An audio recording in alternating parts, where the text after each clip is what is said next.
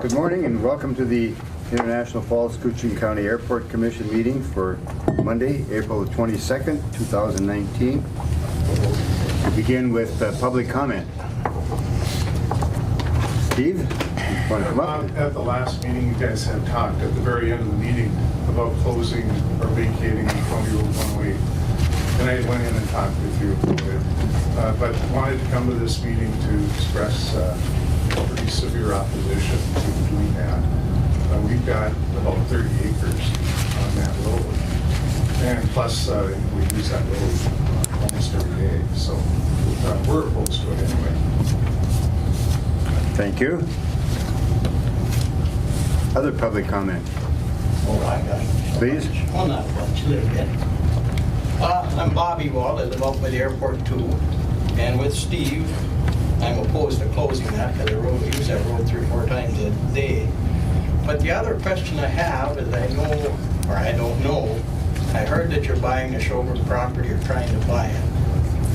And I guess I would like to understand why the airport has a ton of property now. And for the county and the airport to take private property and put it into public use where there's no taxes or nothing, it just absolutely doesn't make any sense to me. I don't know if you guys even thought of that or not, but I don't see where the airport, I don't know why you guys need the property. I think you need it or anything else. I mean, there's land all over in the airport yet.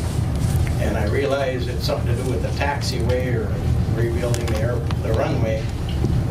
Wouldn't it make more sense to get a temporary place for that until the runway's rebuilt, and then just rather than buying out homeowners that are paying property taxes, school taxes, International Falls taxes? I believe they're in the city limits. I'm not quite sure. They're right on the border.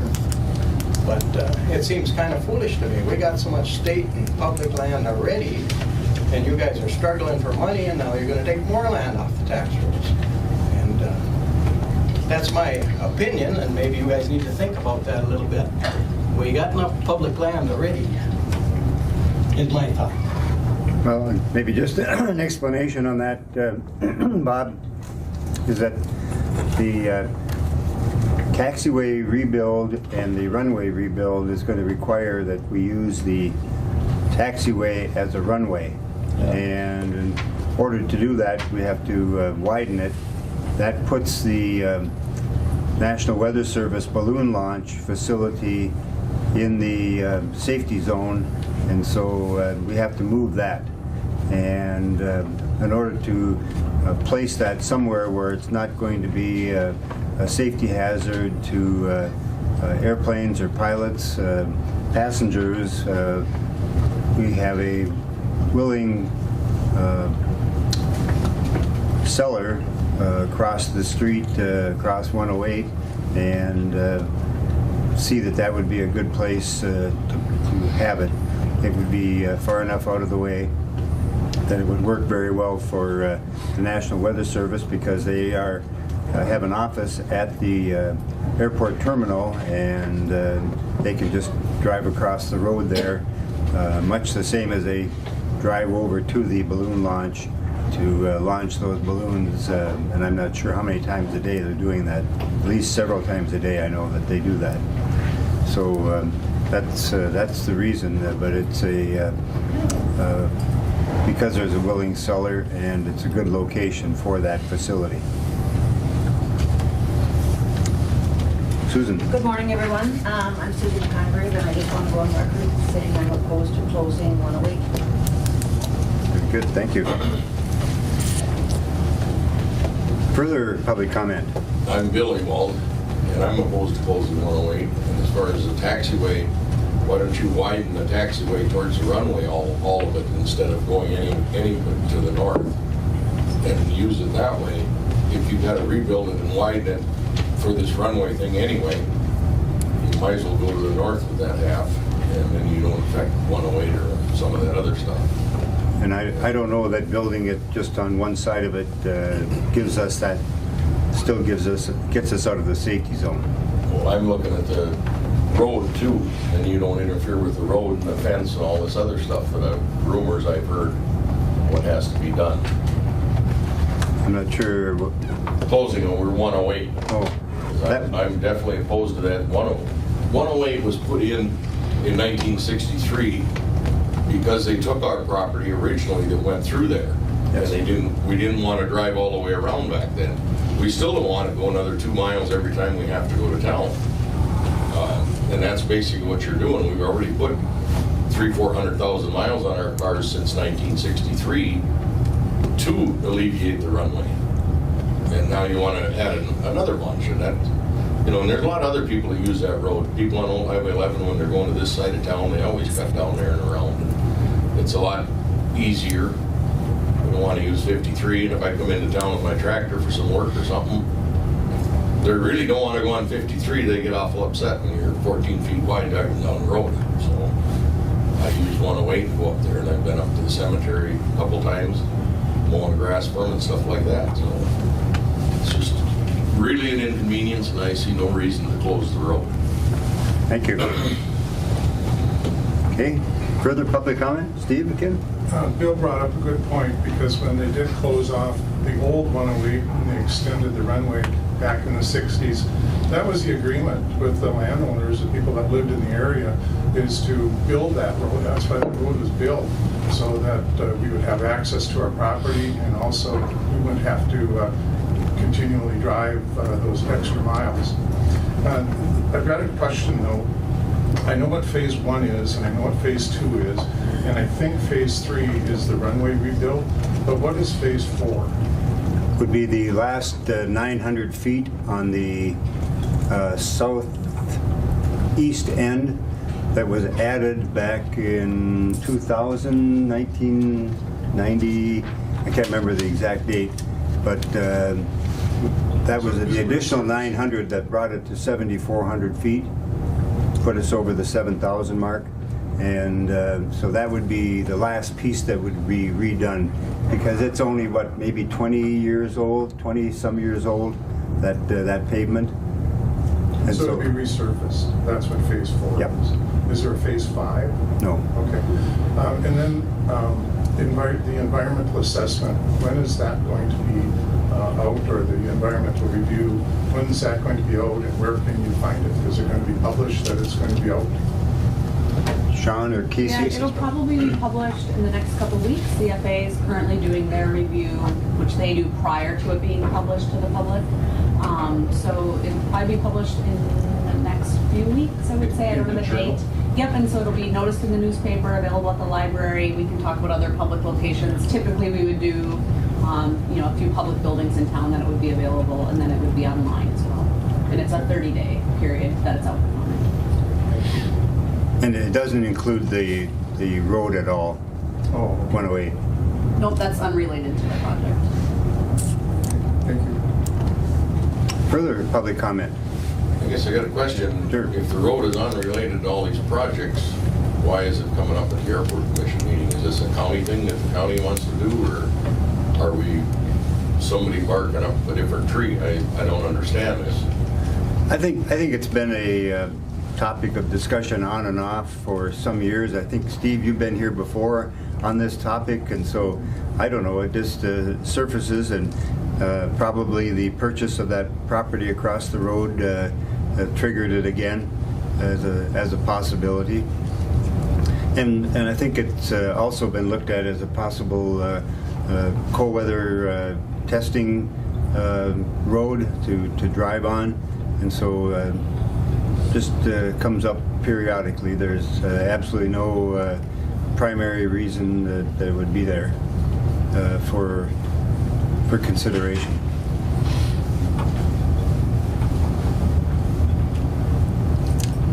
I would just, Please. I'd just add, because we were discussing it, we wanted to notify the homeowners so that everyone had an opportunity to come before us to, tell us your feelings. I guess I'd say that I never got any notification, but I live on the truck route side of it, but that's,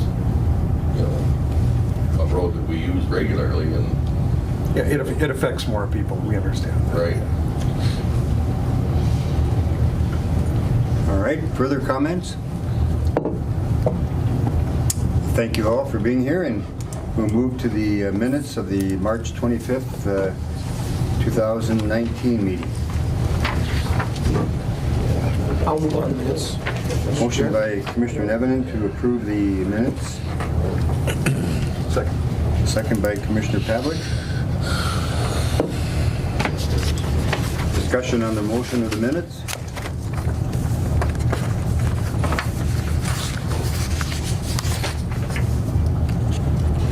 Hearing no discussion, all those in favor of the motion to approve the minutes signify by saying aye.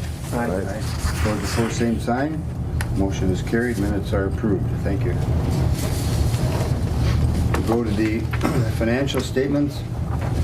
We have unpaid claims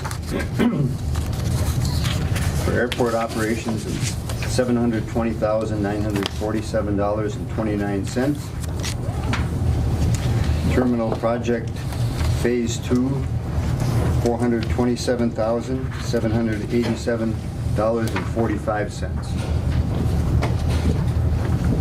Phase 1, $49,870. And runway reconstruction, Phase 2, $100,315. Runway reconstruction project, Phase 3, $9,990.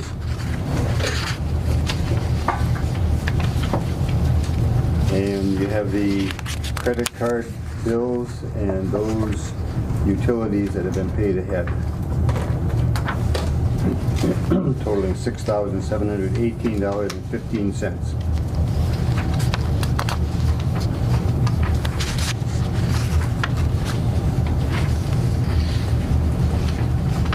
Questions with regard to the invoices or the financial statement?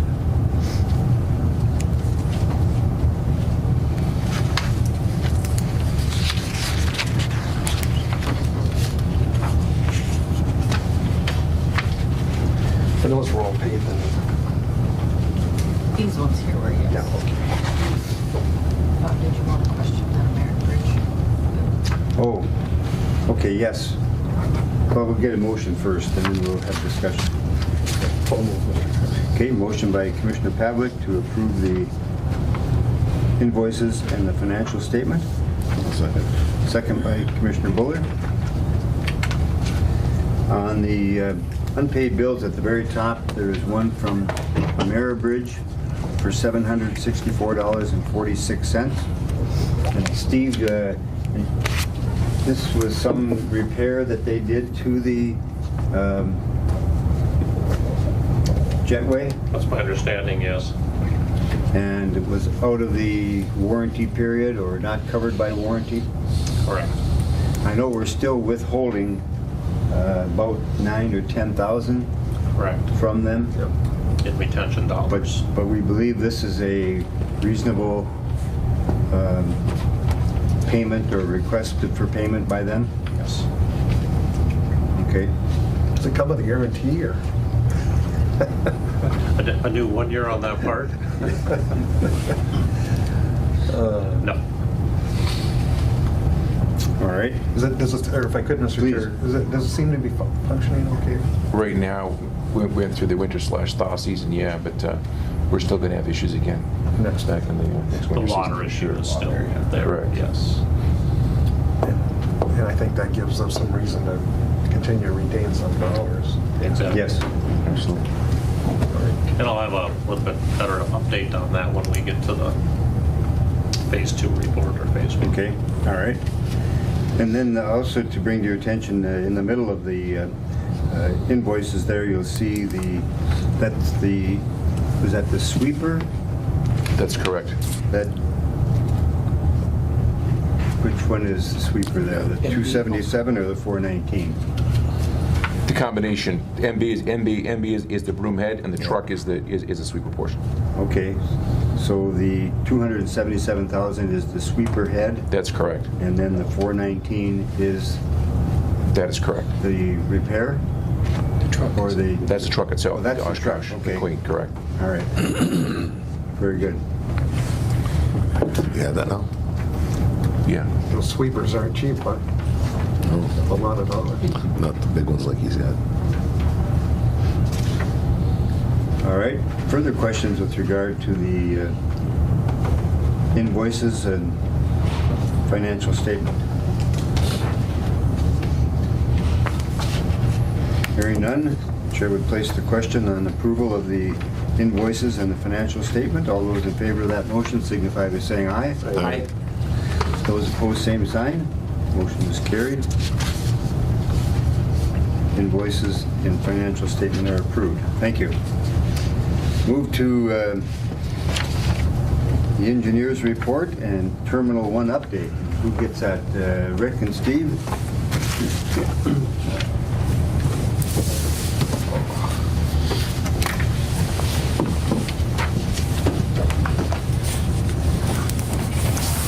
So we'll start with Phase 1. Yeah. Phase 1, we are continuing to wrap up and kind of take care of some of those kind of lagging items. The Delta kiosk, boarding pass kiosk, sun glare issue should be rectified at this point. The Meco shades were installed on those windows that the sun was coming through at the right time of year, so I don't know if there's been any updates from Holly or anybody at Delta, but that should be taken care of. Are they electric? How are No, they're manual. Just manual. They are manual, yeah, so they can adjust them based on the time of year when that sun is kind of, November, December, I think, where the problem areas, maybe January. And last week when we were there, she had them lowered, so she's using them. Good. Yeah, I saw Holly on Friday, I think it was, and she didn't say anything. That's great. Yep. So the other outstanding sun glare issue then would be the TSA main bag screening area. That is, again, that sun kind of gets low in that afternoon flight and it's coming through the outside windows and through that next window wall, and they were having problems maybe looking at the computer screen because the sun's right in their eyes. So we've talked about adding some window film to 3 panes of that glass between the secure waiting lounge and the screening area. That film is ordered and we're just waiting to receive that, and then Anderson Glass will put that in. So right now, that is a no cost add because we took the film that was already scheduled to put on the conference room glass in Phase 2, which you all said, hey, we don't need film on that glass, so we just took that and said, well, let's put it over here on the TSA side. So that will look the same as the window film that's already kind of separating on that glass wall between kind of the lobby area and the secured or the screening area, which is actually on 2 sides of the glass, so you can't see through it at all. So right now, we're just going to try the one side. There will be a couple of gaps of clear because of the pattern of that film. If it's still problematic next year, we would have to add another layer. But we thought, let's try this. Let's keep it at a no-cost change. Otherwise, it'd be about another $3,500. Good. So we'll see how that works out as soon as we get that film. Kyra and the digital advertising on multiple monitors should be taken care of at this point. Is everything working well? I think so. Good. So it's been a long, ongoing issue, but glad it's finally taken care of. So that one's checked off the list. Boiler number 2 has been going on for, 2 winters now, maybe. Minor issue. They were out again on, I think, April 9. Yeah. And the boiler manufacturer redid some venting again. venting. Rebooted the system. To my knowledge, it has not been an issue since they did that. Correct. So leading up to that, there were other visits and repairs and things we had done, rerouting some of the venting, and they, if you recall, found in a maybe a loose neutral wire inside the boiler that they tightened. They felt that could have been part of the issue, maybe. Seemed to have burnt out an internal regulator inside the boiler. They replaced that. We fixed other parts and pieces of the external regulator and vent limiter pieces. There's been a lot of work done on this thing. At this point, it seems fine. Let's make sure that it's cycling correctly. So we're gonna, together with Ted and the controls contractor, Nate is gonna be up today as well. We'll talk to Nate and to Bud and just kind of watch that and make sure, because it should be able to sequence back and forth from 1 to 2 and not be an issue. Has number 2 been running now in this period? Yep. Okay. Yeah, they so alternate. It hasn't shut down as No. it did before? No. I didn't check it this morning, but all last week it ran. Okay, very good. Yep, so we'll continue to watch that. And the controls system allows us to set up some trending reports on it, so we can tie in and take a look. The engineering group can, and just see how it's functioning and make sure that it's cycling correctly. So it had a different intake and outlet system than number 1 did? No, they were the same. They were the same? Yeah. But they changed it? They changed both of them. Oh, they changed Yeah. both of them? Whatever they did to 2, they did to 1, so they're identical. It's sure been a fluke, hasn't it? Yeah. What? Okay. And obviously it's not working as hard in this type of weather as it was during the winter, so I guess we really aren't gonna know until next year. Right. when- Absolutely. Yeah. Yeah, and again, as long as it cycles appropriately back and forth, we proved, I think, without any doubt, that the capacity of those boilers on 1 is sufficient enough to handle, a minus 50 or whatever we saw this past winter, together with the load we were putting on it from a construction aspect, because we were using it for temporary hot water heat as well. So, capacity-wise, I think it's fine. We just got to make sure that we do have that backup and that it's cycling correctly. Because had it went down number 1 without number 2 active, then big issues.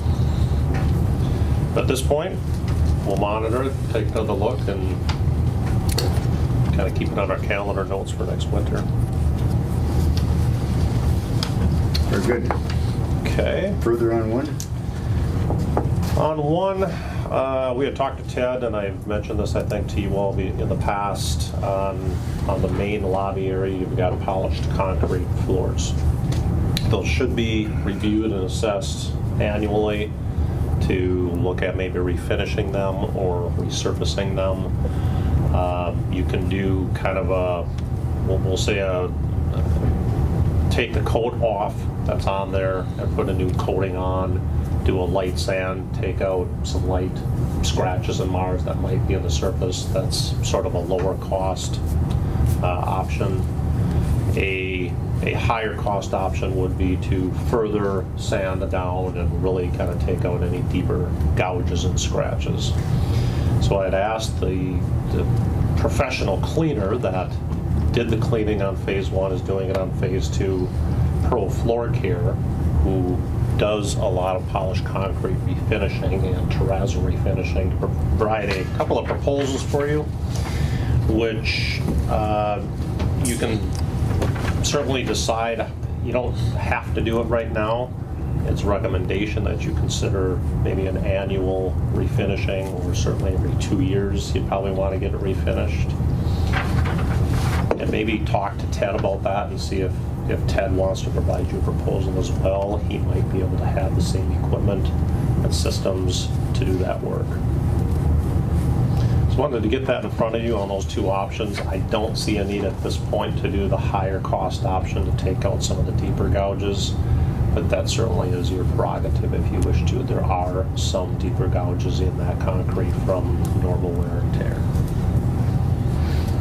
Do you think that this or the type of film that they put on is any different than what they would use on the concrete floors in the plant, the paper mill? I've seen And they seem like they last for a number of years. Yeah, I don't know. That's a great question. If we could find out what that product is and then have that discussion with either Pete from Pro Floor Care or Ted, by all means, there's a lot of different floor coating products, but to be sure it's compatible with the system that's applied right now. Okay.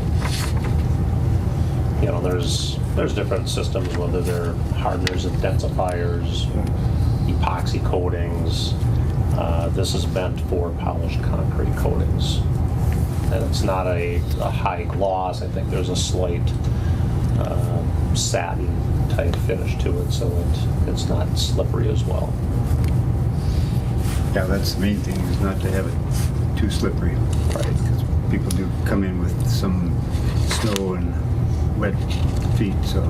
So if you wanted to consider refinishing it now, then Rick, you and Pete had talked about now's the time that he's kind of put a final touch on the main polished concrete or Hawks people would. Yes. And they had a little work to do in there also to Yep. the one crack. One crack they gotta to redo. kind of grind out and re-epoxy. That would probably be the time to pull the trigger on refinishing the existing phase 1 area also, if you wish, which is probably in the next 2 weeks. Okay. We don't have that budgeted at all, so I'm not sure, but we may want to wait until we budget it and see where we're at here. Okay? At least that's just my thoughts.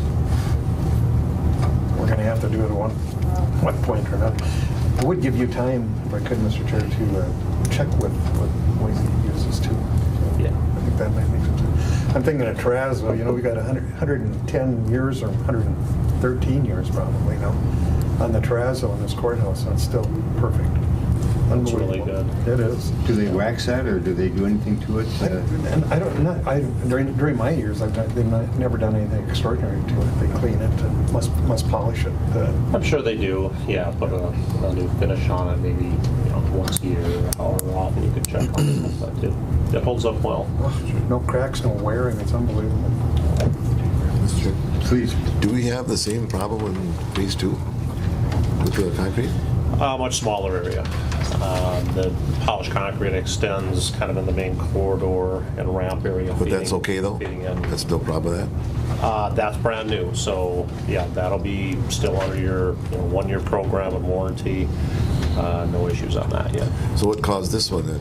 This is just annual ongoing maintenance that you should be aware of.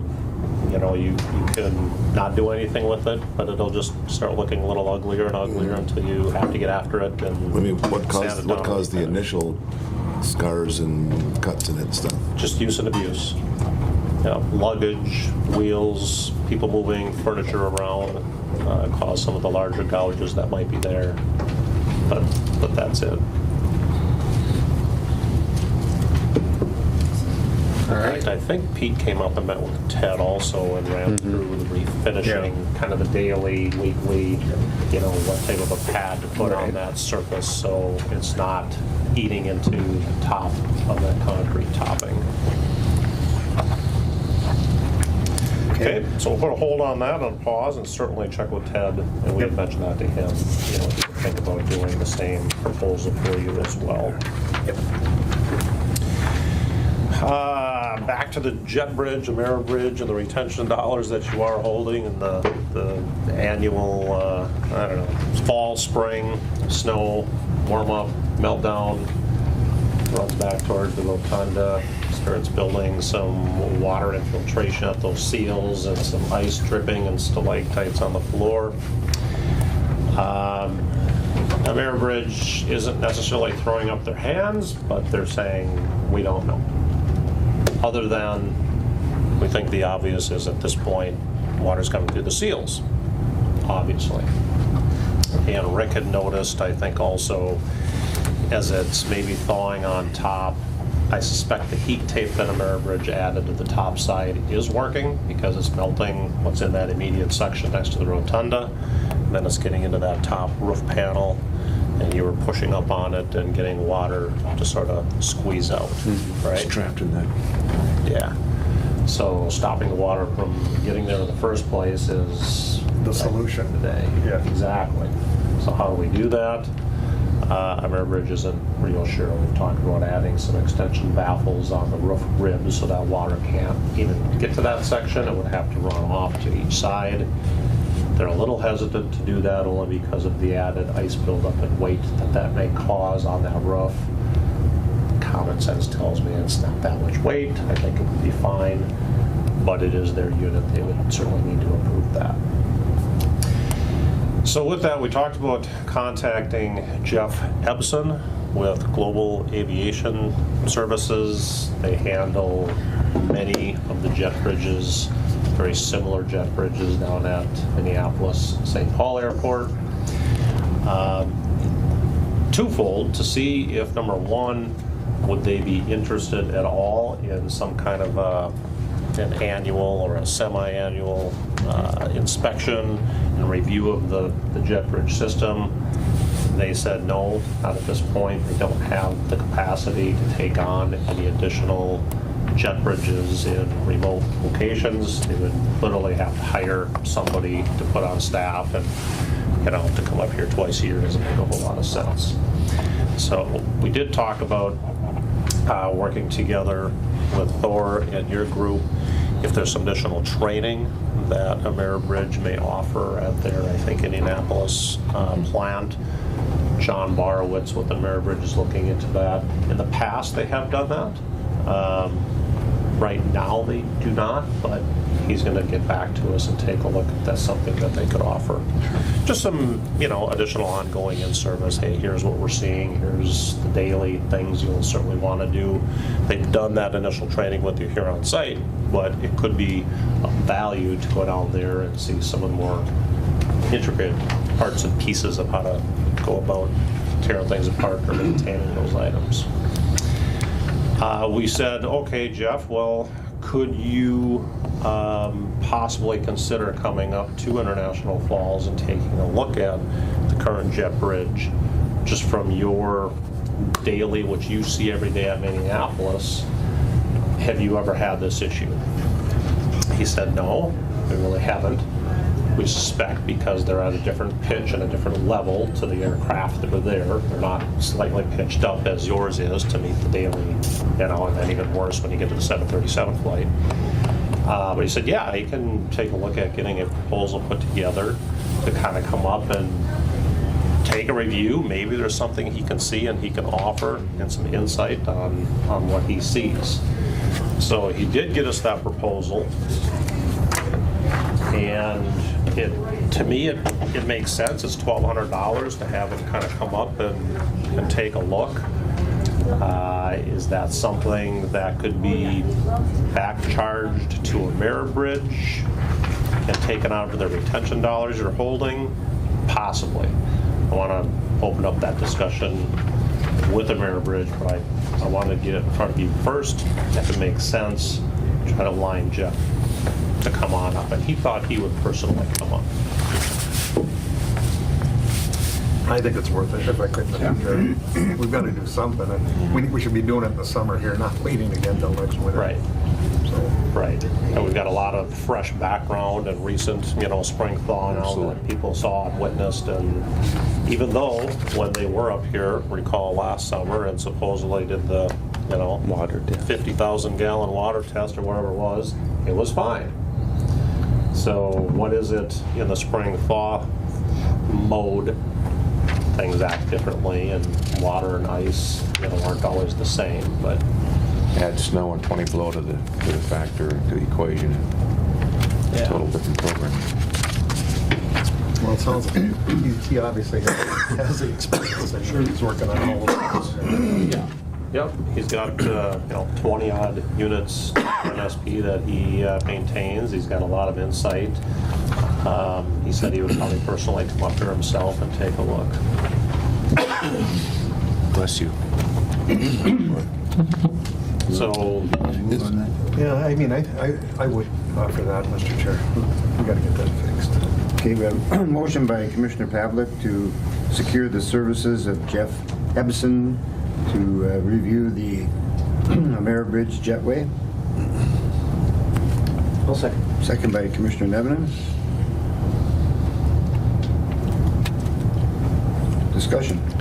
If you could let him know too how much we appreciate him being willing to come up here and take a look at it. So. absolutely. Isn't there also an issue with leveling on that? Yes. Can you check that too? Currently, no. But that seems to be an issue of cold weather also. Can you Is check that that too? when we adjust it for the 737 and then bring it back, or is it? It'll trend doesn't out on matter? its own. It creates an issue by itself? Correct. Okay. So could we add that to his inspection? Yeah, you can certainly take a look at that, and, you know, if there's any ongoing leveling issues, first call is to Ameribridge and their technicians to understand what might be happening if it is trending out. I know they've had a couple of repairs that they've done. Correct. And sent some parts and pieces to do, so, Okay, yeah. thank you. And Ameribridge has units like this at MSP?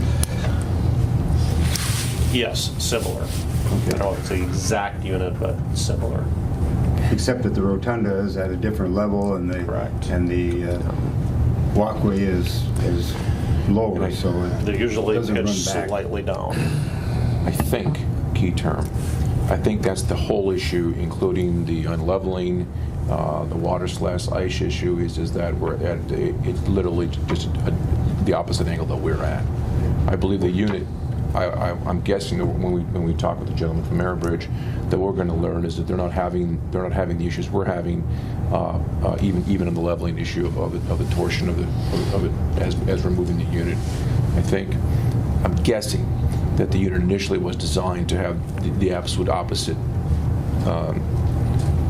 angle that we have, correct. And it just seems that the only thing that I see different with ours is the opposite, is the negative angle. Doesn't take much, obviously. So I wonder if it would be worth a call to Ameribridge and ask them where they have a similar installation, where they have the rotunda on the ground level and the walkway going up, to see if somebody else has got any kind of issue, or it's either that or, to me, you have to remove every flake of snow all the time. Right. And then you won't have it. And that's problematic. Yeah, it doesn't make much sense to have somebody constantly sit there and pull water and snow and ice off, you know, every time it does decide to snow. That doesn't make sense for airport staff. We may have to raise the airport here to get that. Shorter airplanes. So we'll do that, certainly, and I have asked him that in the past, and he was going to do some research and get back to me, and I've not heard back from him on that. I started thinking about who's nearby. You've got Hibbing that I think recently put one in, Brainerd put one in, and I don't know if they're at that similar, you know, roughly 4 feet off of concourse level. But are they Ameribridge? But I don't think they're Ameribridge. I don't but believe they are. Nonetheless, I they're... want to be sure we were talking about. Yeah, there's a passenger boarding bridge there, and if they're of a similar type, or Correct. they're pitched up, are they experiencing the same issue with their manufacturer? I don't know. It might be definitely worth researching those facilities. Absolutely. Yep. Who would do that? I think together we can with SEH and with Alliance and see what we can come up with. Yeah, and we're gonna be at Macoa this week, so we'll see everybody. Is Ameribridge going to be there? No, but I can talk to Brainerd and Okay. talk to Sean and Steve and see what their situation is. All right. Been to Brainerd a number of times, but I've not actually went out and looked at their rotunda or their jetway. Well, and we did the building, but I can't recall. Honest man. So, Okay. It gets worse as you get older. You don't recall anything. So. Yeah, if I get a chance, I may be coming back through on Tuesday afternoon or Wednesday. Maybe I'll try to swing swing through Brainerd also. Okay. Other than that, Rick is, we got a few other, some door sweeps and things. I think we're Yeah, and still they working showed on up Friday, TNT. so Okay. they're gonna replace those, and then that should be it, other than the asphalt. Some crack filling. Did that slab get filled, I think, back by the Stairs? stair door? Yes, Oh, that one got filled. It was the one by the secure gate. Okay. When he ran out of material. So then I think we will talk to Bowman again and give him one more shot here this spring, summer to do some seal coating back on that side where kind of service is at and the drive-through lane that some of the aggregates seem to be coming to the top. Whether it was a bad mix, we don't know, but there's a lot of hand work in there. It's hard to get a machine work close to the mechanical equipment that's there. So we feel seal coating is a good way to accomplish that. We still got retainage on Bowman. You do. Okay. Yep. Are those the only two that we have retainage right now? Is just Bowman and Ameribridge? Okay. So we'll continue to whittle them down. Other than that, nothing further on phase one. Very good. Please. If I may, Nate will be up today. Correct. Okay, and I don't know if I shared with the group that we were successful in getting a runway control lighting, a digital analog system from Mindot Aeronautics, new in the box, old style. It's beautiful. I can coordinate with Nate if you want. Complexities will be the company that provided the digital that is not working correctly, still is not working correctly. How do we handle that financially as far as we can install the unit. That's not an issue to us at all. Us being Jackson and myself, or we can go through Nate, or what's the commission's pleasure? Well, I would return the digital unit and see if there's any value in it. Yeah, probably not now that it's been installed. Okay. I would certainly. It's been there a year or close to it. Even if it didn't perform correctly? Is it the I'm unit? not shooting the messenger, I'm Right, sorry. right. Is it the unit? We don't know. See, Yeah. and that's part of. I think I would suggest having the discussion with Nate and Yeah. a little more follow up. Okay. The last conversation that I heard about it, Rick would be able to explain this better, but there is a feed wire to it that was coiled up inside of the electrical hut, right? Yep. And when they uncoiled that and kind of had it laid out a little more, it seems to be better, right? And if I may I don't add, know. After they read the instructions, literally, Yeah. I've heard that. I'm not sure about that,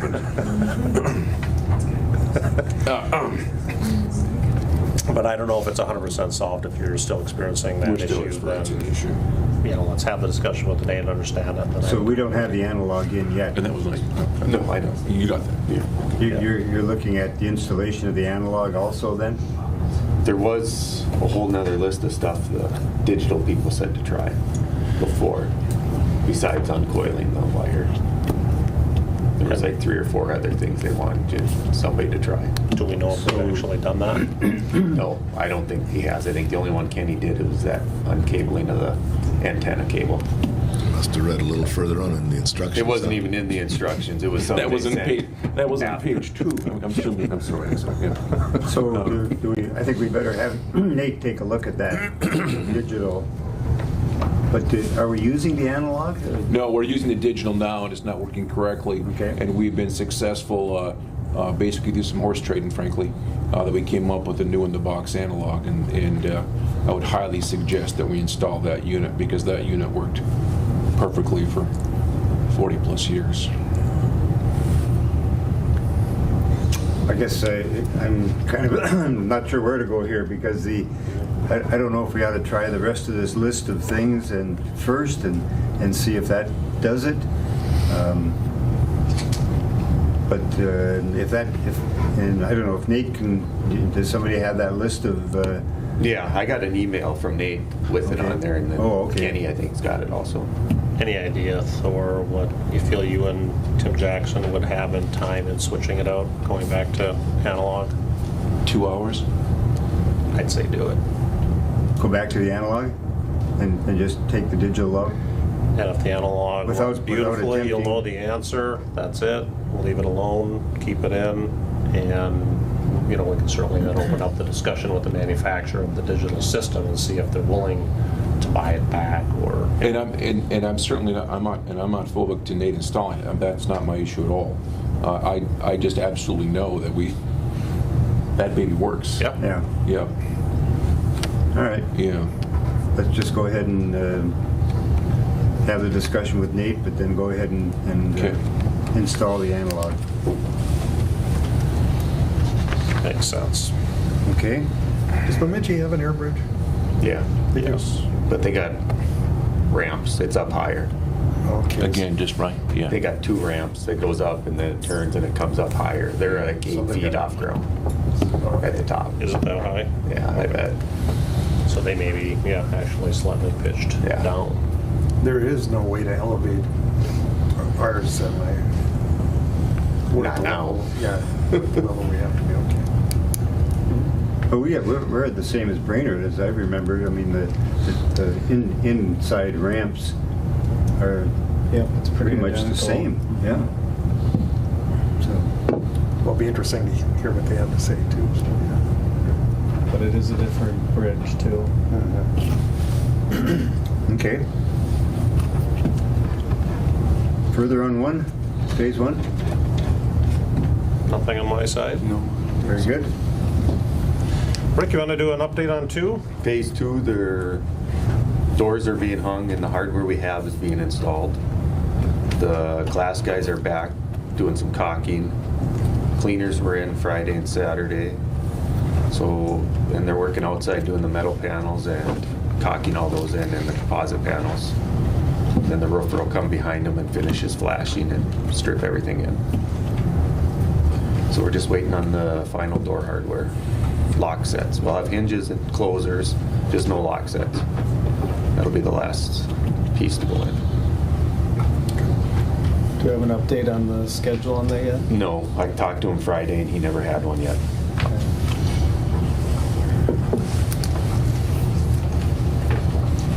Further, so you got lots of outside work to do. Yep. And who has the grounds and all that? Landscaping. Who is it? Landscaping. Eric Landscaping. Bloomers out of Grand Rapids. Okay. Yeah. Yeah. Wagner's is gonna come in this week and remove the last little bit of old fencing. Okay. And then the fence guys are coming next week to try to install it depending on the frost. Otherwise, they're gonna put up some temp panels for a fence until they can dig and get the permanent one in. And then Wagner's will come behind them and get the black dirt in. And then Bloomers will be in. Okay. Yeah, we had always knew we'd have some of that spring wrap up once frost and the weather allowed us to take care of those items.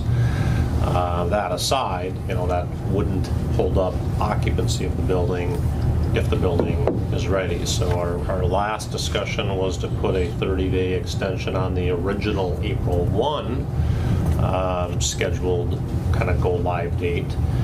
May 1 is coming fast. We are reliant on getting this door hardware and locks in place so that it is secure and we can get a full occupancy from the building inspector. Until we know that, we're not able to say it's May 1. In fact, we highly suspect it won't be May 1. If we had to take a best guess right now, I would say 2 more weeks, take it to May 17, that's a Friday, or whatever that following Monday would be, 20th. And if we can get done sooner, great. I know TSA right now is planning on trying to do their move 14. on the 14th of May. Customs isn't going to move in until we're through purchasing the equipment for them that they need. So we can have another discussion on maybe what the status of that is. Weather Bureau and FAA moving them in the ASOS unit. Again, until we can confirm that we've got a secured door for them, which I think we're probably within a few days of having. We can get them scheduled to get in there maybe in the next 2 weeks probably, if that works for their schedule. There's no reason that ASOS unit can't be in and running within its new home, even if you don't have full occupancy of the building. I think we can work that partial occupancy through with Kelly, the building official. And Please. last Monday, they told us about 3 weeks on the locks, right? Yes. So that was, and we got that on Monday. So that would put us to the 13th, May 13th, if they get them here in Exactly. 3 weeks. And we were looking at May 6th originally for going live, Right. not May 1. Well, true. So, Yeah. so that puts us a week off if everything goes accordingly. Well, then- Never happened. Never. The fellow that was installing the doors, I mean, he's going to install everything that he has. Everything he has, yes. In Yep. the way of the doors and Yep. hardware. Yep. Is there any doors missing? No, they showed up Friday. We needed some hollow metal frame, our doors, and they showed up Friday Okay. with all the hardware that he has. That brings up Commissioner a Devan. question, observation. Between the two terminals, where the plastic is now Yeah. separating, there's no transitional door there. That's just going to be wide open. Yes. Correct. Wide open hallway. And I'm surprised the TSA would, because people will wander down that, Corridor. Yep. they use the bathrooms and then keep wandering down into, Yeah, but then The TSA going space. into each suite is a secured door. Yes, either admin or customs or TSA side or the conference. Those would all be locked doors. Is there any kind of a barrier that we could put there? Is there any type of a door, glass door, or build something there? My suspicion is no, only because that corridor needs to act as secondary emergency egress. So Okay. the door that was there that you could panic out of, we took and moved to the end of that corridor in the new addition, and that's the intent, so that you can still exit that door in an emergency situation. But we can certainly talk to Destin more about that and see if there's another way around it based on the code and exiting plan. Well, and the door could be open all the time. I mean, the door could be there and could be open to exit, but I mean, it wouldn't have to be a locked door. Yeah. But it would just be a barrier, and it would maybe say something like airport offices and... Yeah, private, not for public use or something, but But you Yeah, have the you gotta be conference- careful there. You have the conference room that you want to be available for public use. Sure. Yeah. Which is just beyond there, so that could, adding that. But door could all you'd have maybe just airport offices on it.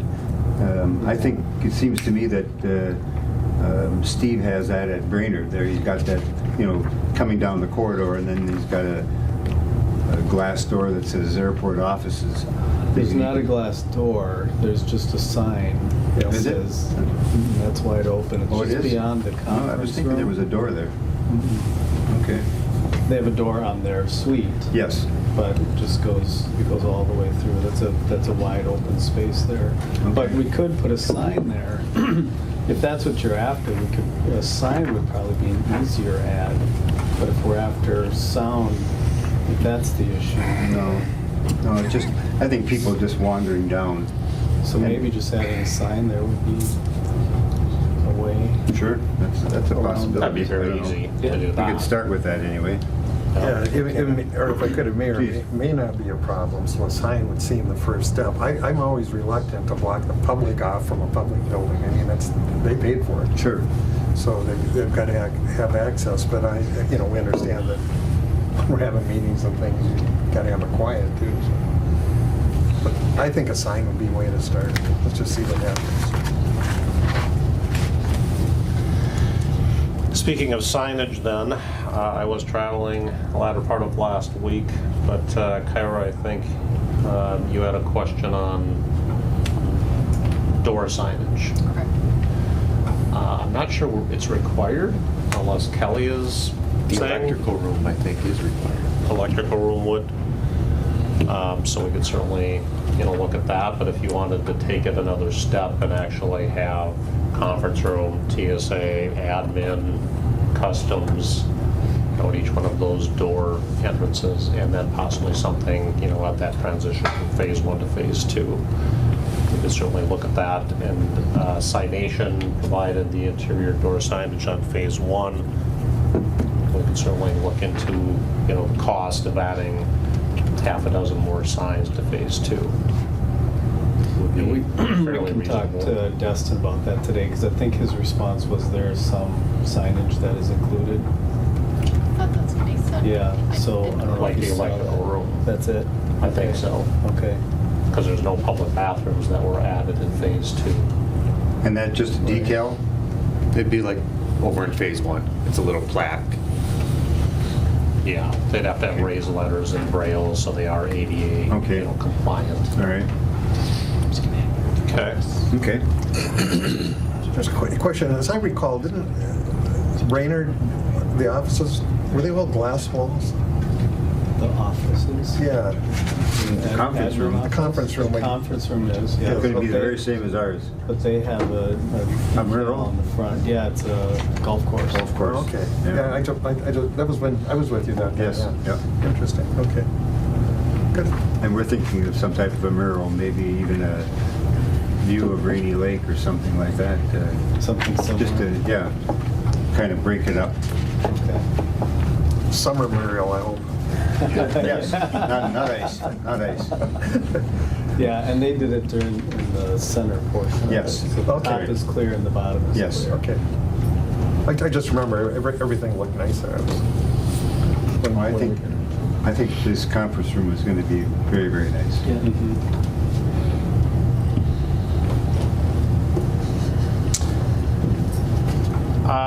Customs, equipment. I think there was something they were looking. Do you have a packet from today? Because we have one here. It's in the, and Kyra's put together a sheet list. for us to follow here. And so there's been, I think the term would be innumerable meetings and discussions with regard to the equipment, and we've come down to a conclusion that we must supply the equipment in order for Customs and Border Protection to have a operation there. And you guys have approved that already Yes. and sent that back to them. Yes. And that was, well, we sent it back and then they requested that it was be We re-signed. signed again, yes. And that was just last week, Yes. wasn't it? And now I think the question is for the commission is where do we take the funds from? What? And so we need to. And I guess Kyra, you got to help me here. What is the SITA? What does that stand for? So that's a new contract that we have for, Thor helped me out with that one for the contract that we just signed. It's the antenna that they put on the terminal. Is that correct? Oh, they put 2 of them up. Yeah. The FA, is it FA? Yes. And the cost isn't going to be as great as we thought, or? No, this is a contract with them, so they Oh, pay us that's to part have of it. that antenna Okay. up there. So Okay. they pay a monthly lease for that. So that's the amount that wasn't in the budget that Okay. we will get for the year. All right. I had forgotten that PFCs cannot be used, so we have to take that off of So the there. 10,000 has to come off of there? Yep. Yep. Because it's my understanding, it's not PFC eligible For the. for the equipment. The customs? Right. It is not. It is not, okay. No. So we need to cross that one out. All right. And so then, $9,600, that's going to be an annual expense to us, and so that's part of our budget. Yes, we had that amount budgeted, Yep. which actually increased to the 15,600. So of that 15,600, we have 9,600 budgeted as of right now. Okay.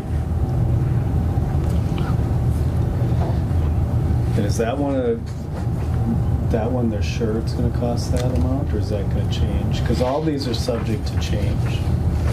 Yeah, that's the reoccurring cost that he said would probably be pretty Would close. be that. So, if I could, Mr. Woody, so we have 6,500 and it's not budgeted, is it? We gotta come up with, Well, we have the $95,204.20 Is the estimate. is the estimate Oh, for this equipment that was not budgeted for, other than the $9,600. oh, And that 95,000 number is their estimate. So that is the one that could change, but they have said they believe it will be less. But it could be more. we've heard that before. Yeah. I just have one other question, Please. Mr. Chair. The two antennas, what are they for? That they installed? I don't remember. The one is the, correct me if I'm wrong, Kyra, isn't one FA on the ASOS system? Yes, I believe that's the one. Yeah, so they're used for the automated surveillance systems, I'm sorry. So you can listen to it on the radio and get accurate information. Is the other one NOAA, or are they both FAA? I'm just familiar with this particular one for the ASOS, so I'm not sure on the other one.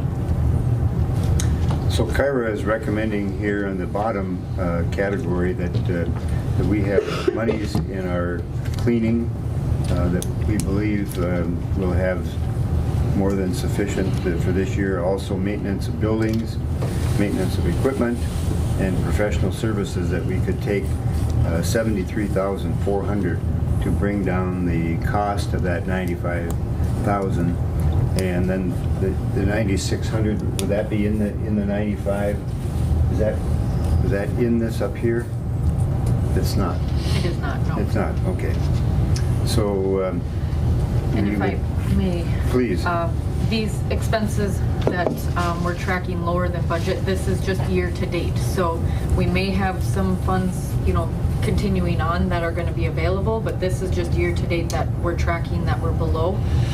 So it's going to be something we're going to have to watch very closely going forward, especially with the maintenance of equipment and the buildings. If nothing major happens, we should be good, but like I said, it's going to be something we'll have to watch very closely going, for the remainder of the year.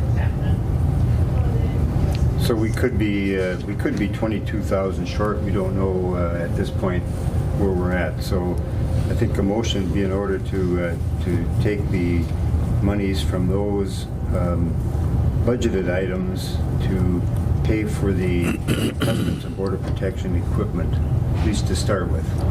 And then we'll find out if we've got a shortfall between the 73 and the 95. I really appreciate you keeping track of that.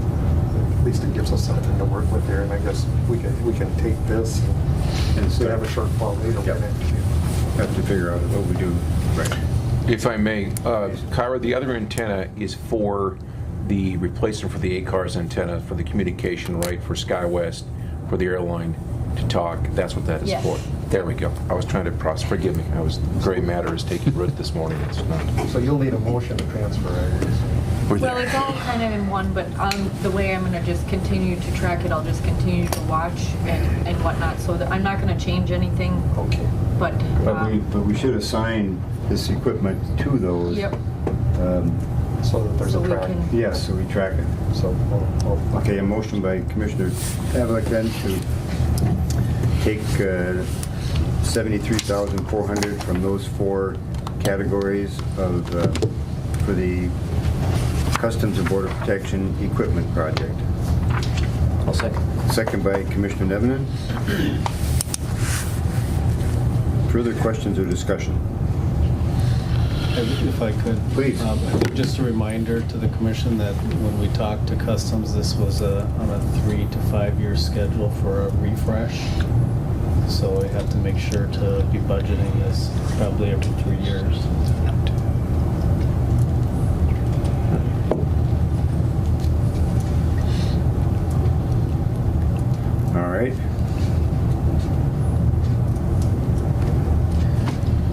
Further questions? They will be responsible for having somebody install. We're purchasing, we're gonna own it, right?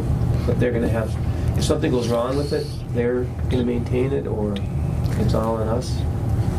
It's our understanding that they're going to install it. If something goes wrong, I would assume they're going to come to you for a new piece of equipment.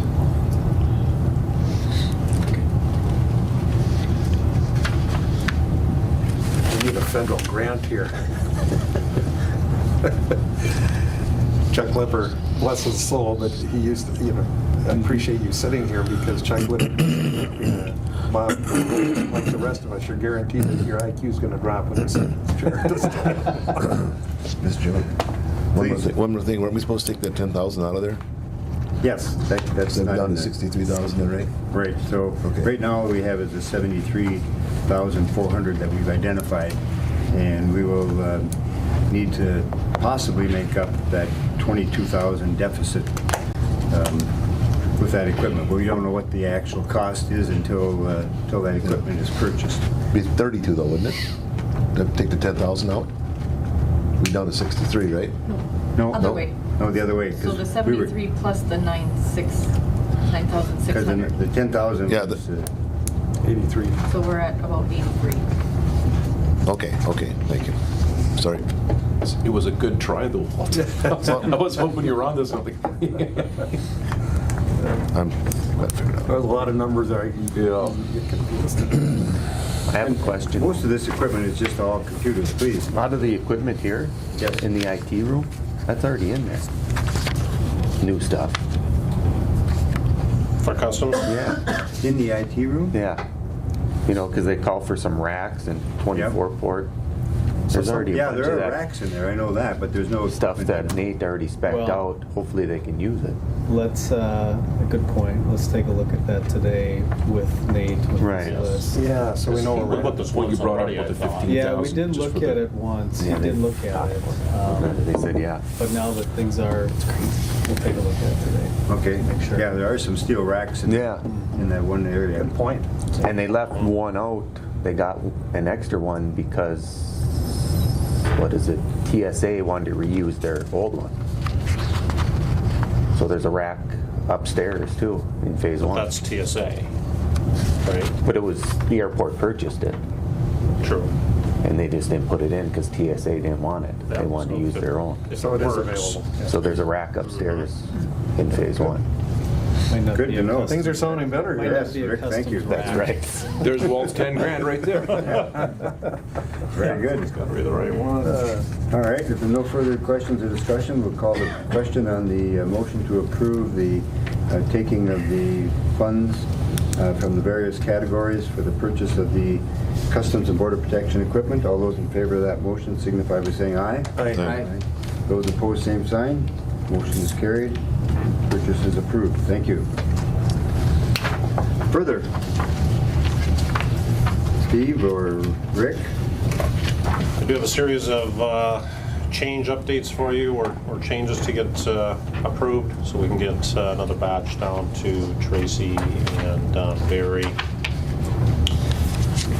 Have you ever received anything back from Tracy as to what has been approved or not approved?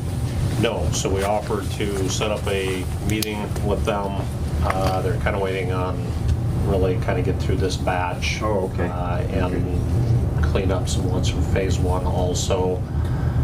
I don't know if Wednesday is too soon, but we could certainly throw that out there. I'll be in southern Minnesota tomorrow. I could easily swing back through and have a meeting on Wednesday in St. Paul if that works for Tracy and Don. They're Next gonna be week at- we're at Macoa. They'll be at Wilmer. This week though. This This week, you're week. talking next week. Oh, No, yeah. I'm talking like this Wednesday. Yeah, If we're that's gonna- too soon. We're gonna be. They're at going to be Macoa. presenting at the McCoa Gotcha. conference. Yeah. Okay. Drop on by Wilmer. Yeah. Right on my way.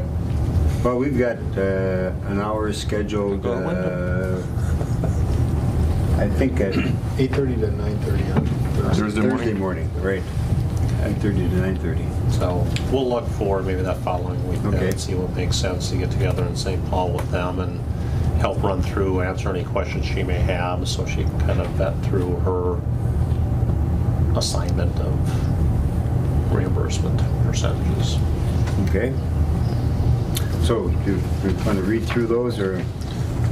Yeah, the first one is for $3,844. It is exterior lighting upgrades on Phase 2, airside lighting to match what we had upgraded to in Phase 1. We have already directed Hanson Electric to do that purchase of that order, so I think we've probably done and installed at this point. There's one left to install. One and then more. we can adjust them. Right, okay. And that's the adjustable type as well, so we should have excellent lighting on the runway side. The next, and I'll have you sign this afterwards, among other things that frankly, we just missed a couple of signatures last time. The next one. Those are the ones that had the wrong dates on them. Oh, Yeah, the Buy American letters. oh, okay.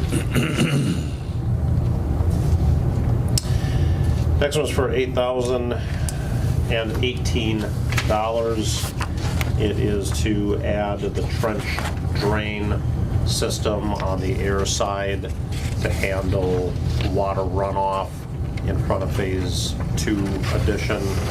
That captures that water because of the grade changes that were tough to handle. If you recall, at one point we had a pretty large section of concrete extending out actually into the jet parking area that we didn't want to mess with. So Sean worked hard, came up with this solution, takes the water down and underneath the building and ties it into the storm sewer system back on the parking lot side. So that involves just Shannon's on that system for $8,018. Next item involves a few different folks.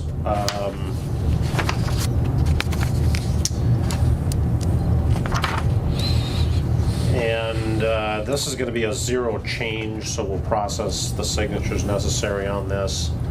There were some exterior precast wall panel issues that the new supplier, Moline, if you recall, Fabcon did Phase 1, Moline did Phase 2.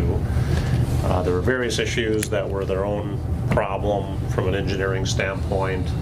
Angles weren't correct, some other items. So we're going to back charge Moline approximately, well, not approximately, exactly $10,370.83. And then we'll pay the contractors involved to get back to zero. So it's a net zero change, makes everybody whole again. Moline has agreed to this back charge. So we're in good shape. Were the colors defective at all? Nope.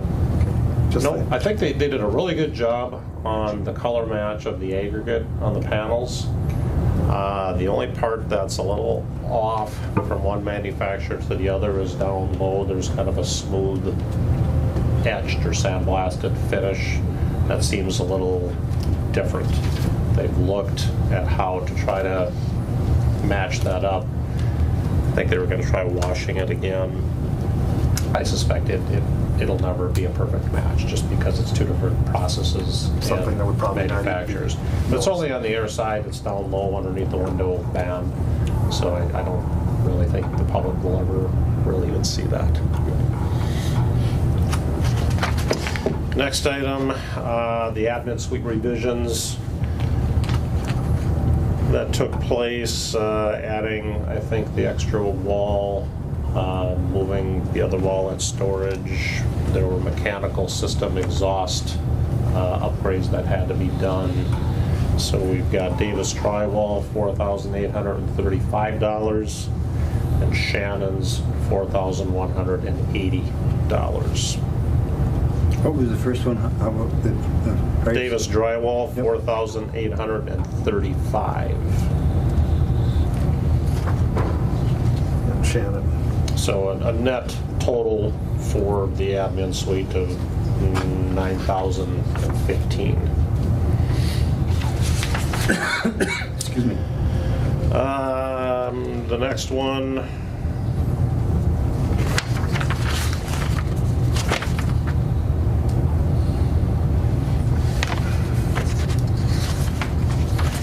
this is kind of back to phase one is where the work needs to take place, but it involves the overall, now that we've added phase two addition, to make the heating system and the heating pumps handle, I guess, the full intention of the system at this point. We need to add some check valves on the circulation pumps back in the mezzanine on phase one. To do that, Shannon's has looked at this close with Bartlett. They have a proposal of $6,670 to take care of that. And we believe it should happen. And Mark and John Olin with Buell looked at it and said, yes, that should. Otherwise, Ted's going to continue to get an annoying alarm because the pumps aren't cycling correctly.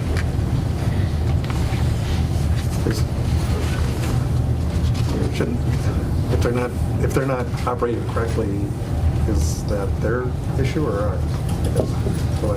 It's part of the overall system at this point now that we're adding a secondary load, if you will, for phase two to make sure that the pumps are not backflowing and creating this nuisance alarm.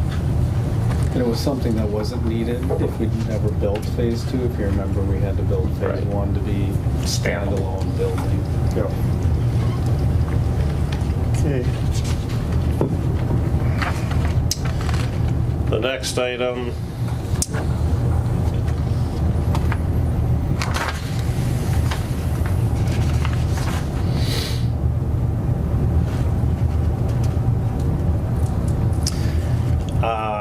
actually I'm going to nix this. This was, no, I'm sorry.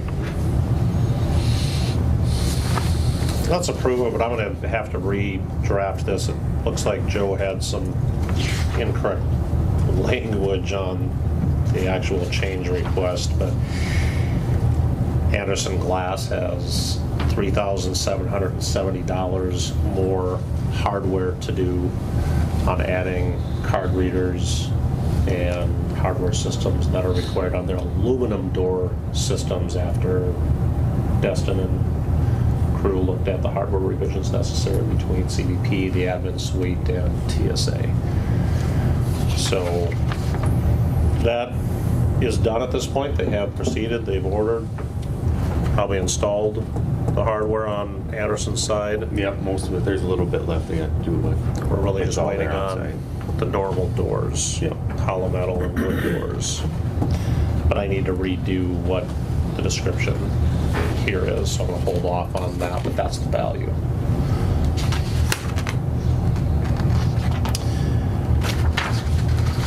What is the dollar amount? Do you think that we should approve it so that you can submit Yes. it, even though you need to revise the Correct. language? Correct description would be aluminum door hardware revisions to Anderson Glass for $3,770. Okay.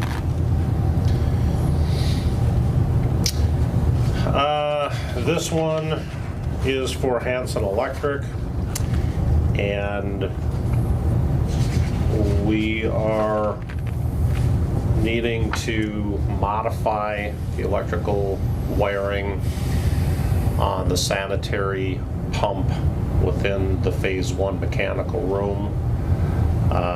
The electrical load on that is currently incorrect. Again, Nate's belief by adding the additional load from phase two, we need to increase the electrical feeds going to those pumps and set up the correct alarm signals on that pump. Call it the grinder pump. It's the sewage ejection system. So that needs to take place. $1,105.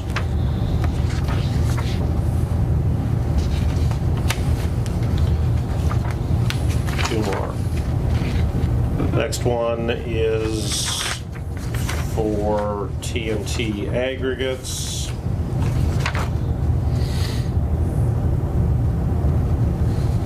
Adding the window blinds at the Delta kiosk area, $1,960. 1,960? Yep.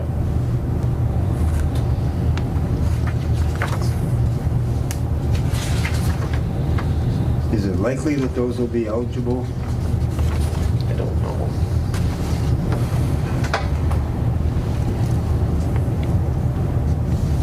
I doubt it. I would doubt it too. I'm just wondering if we even submit it. I think it's worth submitting. Okay, all right. Yeah, certainly you've got the window blinds in phase 2 that are part of the overall base bid. I don't know how Tracy would have went through to look at that and determine eligibility. This one it's questionable, I guess, in Okay. my mind, from the way they look at it, because it is for public use. It is in a public use space. Yeah, it's in that- But it's because Delta can't read the It's in the tickets. waiting area. So, in my mind, I would question it, so she might too. Okay.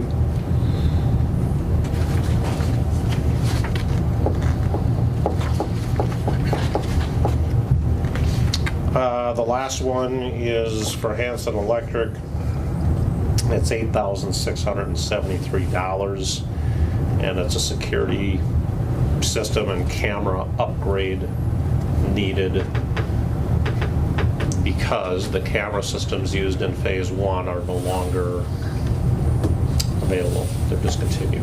So the new improved version is obviously more dollars. There's some other wiring and things that go along with this, and licensing upgrades. But the net total is $8,673. We have told him, yes, proceed, it needs to happen.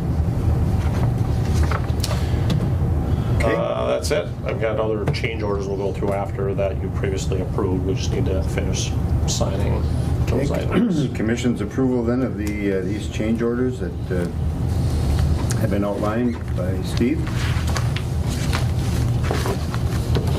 I so move. Motion by Commissioner Buller, I'll second. second by Commissioner Nevenin to approve the change orders for phase 2. Do you have a total on all those? What was the total? Do you have that added up or just curious? I did not Oh, add a sum total of them.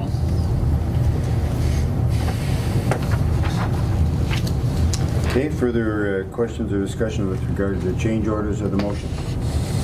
Well, 39 maybe? I didn't add them up, but it's in that neighborhood.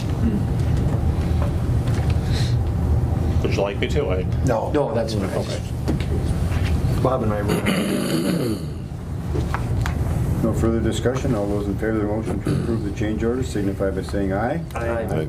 Those opposed, the same sign. Motion is carried. Change orders are approved. Thank you. Further, Steve or Rick? Nothing further. Nothing. Is that all you got? That was it. That was my list. It's never easy, is it? Always something. Well, and the cleaners were doing a good job. I was out there on Saturday again and Yeah, it was pretty clean this morning, all the windows. Looks everything. good, yeah. Had cited a couple areas that I thought they needed to go back and touch up, and Okay. we're going to do that. Who's doing it? Pro Floor care. Yeah, Pete Scanlon out of North Home. Okay, good. Yeah. So yeah, there was 3 guys, and they were very diligent. Yeah, they do a good Getting everything job. done, so I don't know. We need to sweep off the sidewalk outside to keep from cracking in. but- Yeah, I put a rug by the front door this Oh, did you? morning, yeah. Oh, great. Okay, good thought. Yeah. May meeting is scheduled for when? Well, we got to talk about that May meeting. So we're looking at possibly the 22nd. I don't know what that looks like for everybody's schedule. That's a Wednesday.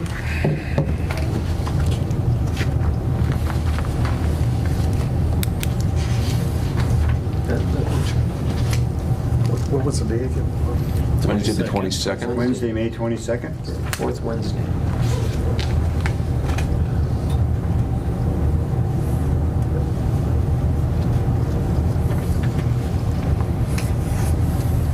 That works for me. That's Okay. a fourth Wednesday?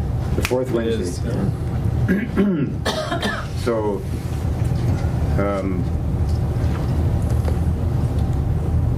plan on coming back then and Good trying to work. wrap. Well, I'm everything just up. wondering if we might use the conference room out there. Oh, yeah. I'm going to, the conference room, they're putting in the table tomorrow, Rick? Yeah, tomorrow morning. They're going to put in the conference room table. The chairs are all there already. But they're doing technology work this week? Yeah, they're doing the AV equipment and programming of it. Okay, so that shouldn't dirty things up a No. great deal. So we can certainly let you know, it should be available. Well, I'm going to ask Kelly Myers if we can get a temporary certificate of occupancy for the conference By the room. 22nd. We should have it by then. We should have. We'll have full by then, but Well, I know, Bob but wants to I want to use it Friday. this Friday, Oh, okay. this coming Friday.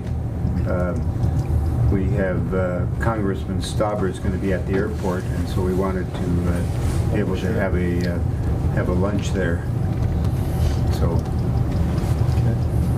So I think we'll have the temporary, if not the full Yeah, certificate. Kelly just called me because I left him a message asking what we had to have for him to give you that temporary. Okay. So I'll see what he said.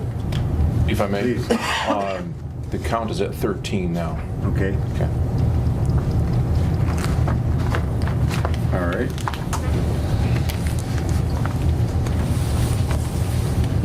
Very good. Thank you. Welcome. Thank you. Thank you, guys.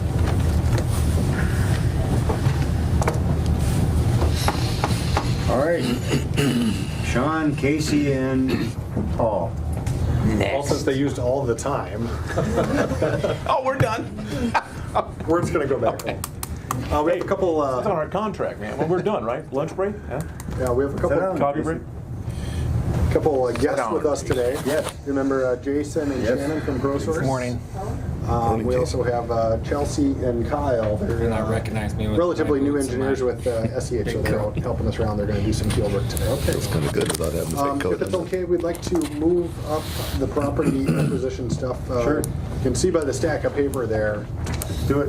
it's, we're going to get right into that. So if Jason's that's got- okay, Jason will go. You guys ready for this? Or you need No. some coffee or? If you need me to hand anything out, Jason, just If you want to come up and sit up with us too, that'd be great. Please. Shannon did a tremendous amount of work on the relocation side, so I might need to rely on some of her memory items. Want to walk? In your packet, there's an executive summary, and I'm going to use that to go off of. We have a lot of stuff here, and it kind of depends, No? and it's We up don't to have an executive summary? It should be in your package. If it's not, I've got some extra copies. don't go out yet, right? I'll do that. Oh, it didn't go out, okay. Property stuff. Thank you. So it's kind of, it's after the picture, after the map. Good pictures. Very back. Have a handout here. Smart. Yeah. To keep. Yeah. Thank you. Okay, so the back with ProSource. I can get you another one. Okay. I can make another one for Make another one. Let's do that. I'll keep this. Let's make another one for Kara. Okay. Thank you. I'll do that before we go. So, there's a lot of detail here, even in the executive summary, where I tried to really just get to the point. And so I guess as I'm going through this, if you'd like further, I'm going to try to keep it at a high level so we can get through it all. But if you'd like further detail, I'd be happy to dive into that, and we could play Stump the Chump, and you can ask me questions. Okay? You're in good company. You've heard about it. That's why you fit in so well here. Yeah. You're So, great. just to kind of get us all back up to speed, we're talking about acquiring and relocating 3 parcels. Okay, there's 4 total parcels, but 3 of those parcels you have public purpose for. So the scope of our work was centered around just those 3 parcels. Okay, and we'll get into the last parcel at the end because we did value that. As we've talked last time I was here, the process in general was for us to go get an initial appraisal. Nagel Appraisal Company came out and completed that work. along with what they call a minimum compensation analysis, which is required by state statutes to look at above and beyond the value of the property, to look at what it would, what value would it take for them to actually purchase another replacement property in the community. So it's kind of quasi relocation, but we're still looking at sales, and really the difference between relocation and minimum compensation is that they're not looking so much on the size of the replacement properties as far as the size of the structures or the size of the land even. So typically we see a higher minimum compensation value than the appraised values. And that's exactly what happened in this case. If you jump right down to the bottom of the executive summary, there's a quick breakdown. The total acquisition market value that was certified for the first two parcels, which would be Randy and Terry's home, and then the parcel just to the north, the small parcel. So that's parcels VV and XX. And that came in at $155. And it was certified, that was certified by another independent appraiser, the Day Group, and John and Tom Day. Minimum compensation value for that was $175,000. So it came in, you know, quite a bit higher than what the market value was. The second parcel, YY, is the second house on the property that is currently occupied by Randy and Terry's son-in-law and daughter. That was valued at $95,000, and minimum compensation was $115,000. So what we'd like to do today is make an acquisition, an offer to purchase based on the minimum compensation values, which totals to be $290,000. So we prepared an offer letter and have a meeting set up with Randy and Terry today to give them the offer of $290,000. Okay? And I can provide, I'll put together a packet here before I leave so that you have copies of all the appraisals. The minimum comps are enclosed within the appraisal reports towards the back, so you'd be able to have all the detail there. I know that these were fairly difficult appraisals to complete, just because the market, and even what we found in the relocation side, there's not a lot of comparables available on the market. There's not a ton of sales, but the appraisers felt confident in their values. I personally felt like that they were all generous, very generous in how they appraise these, so I believe it's fair, and hopefully Randy and Terry will think the same. This offer that we'll be presenting to them today, if you all approve, also talks about, this is conditioned on them providing us marketable title. So if there's any costs associated with clearing any title defects, and really what we found on this property as far as title defects are just 2 mortgages. So if there's any costs associated with clearing those, that's their responsibility. So at the end of this, the airport would receive marketable title. Along with this, the Uniform Act and the FAA order will require us to pay the closing costs and all non-recurring closing cost fees. And so typically that's most everything except for prorated taxes. So they'll be responsible for their prorated taxes up to the day of the closing. Okay? So that's the acquisition side. The second. Maybe Go one ahead. question on Yep. my part. And is there a timeline on these offers? We haven't put one in the letter, Okay. and typically we don't. But when we talk with them, we like to give them a 30 to 60 day period. In this case, just to negotiate and to talk about things. But in this case, I feel like the sellers are highly motivated. They know that in order to replace their property this year, they're going to have to make some decisions quickly. And so I know there's no date in there as far as if at some point the commission decided to that they wanted to retract this, we would simply send a letter of rescission.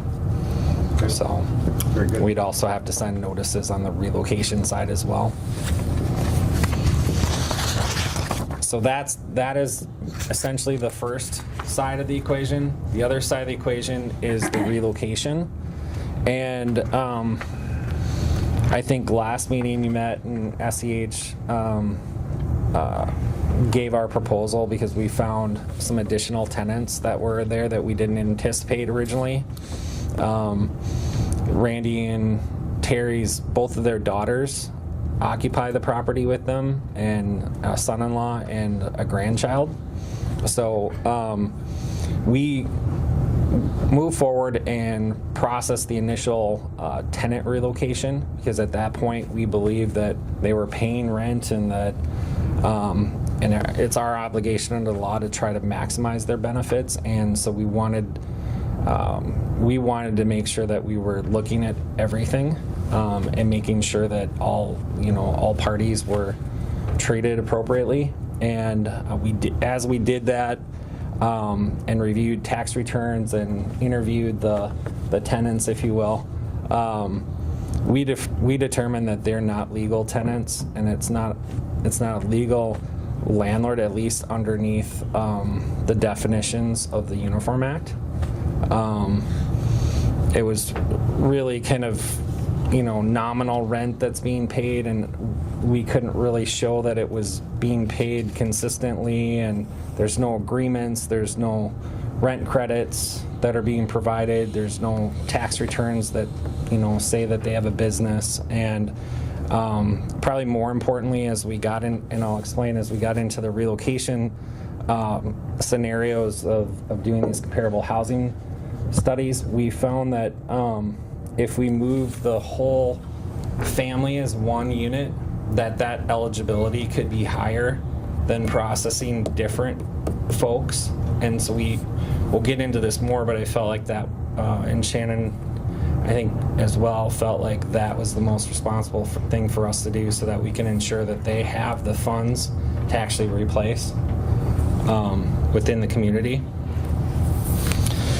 So we took the approach of completing a comp study and looking at a lot of different options. There were only 26 properties on the market. 26 available 3 and 4 bedroom homes in the whole county, and the ones that were truly comparable, I think, was about 9, because of course there's some that are on the lake that are $900,000 homes. We can't really take those into consideration. And then there were a few that were one, I think there was a single wide that really couldn't qualify as decent, safe, and sanitary. They have to meet a certain condition for habitability, and one that we did consider and use, but it would require like roof replacement and windows, and so we kind of wouldn't have been considered decent, also, safe, and sanitary. Right. And so we're not really allowed to make arbitrary decisions on what it would cost to cure those decent, safe, and sanitary issues. So it just, looking at this from a conventional way of doing a comp study, I didn't feel was going to work. It wasn't going to be a defensible position, and so we kind of went outside the box in order to do this comp study, and we took a step back and looked at how the appraisers looked at the properties. They split them into 2 different appraisals, right? So there's 2 parcels on one and 1 parcel on the other.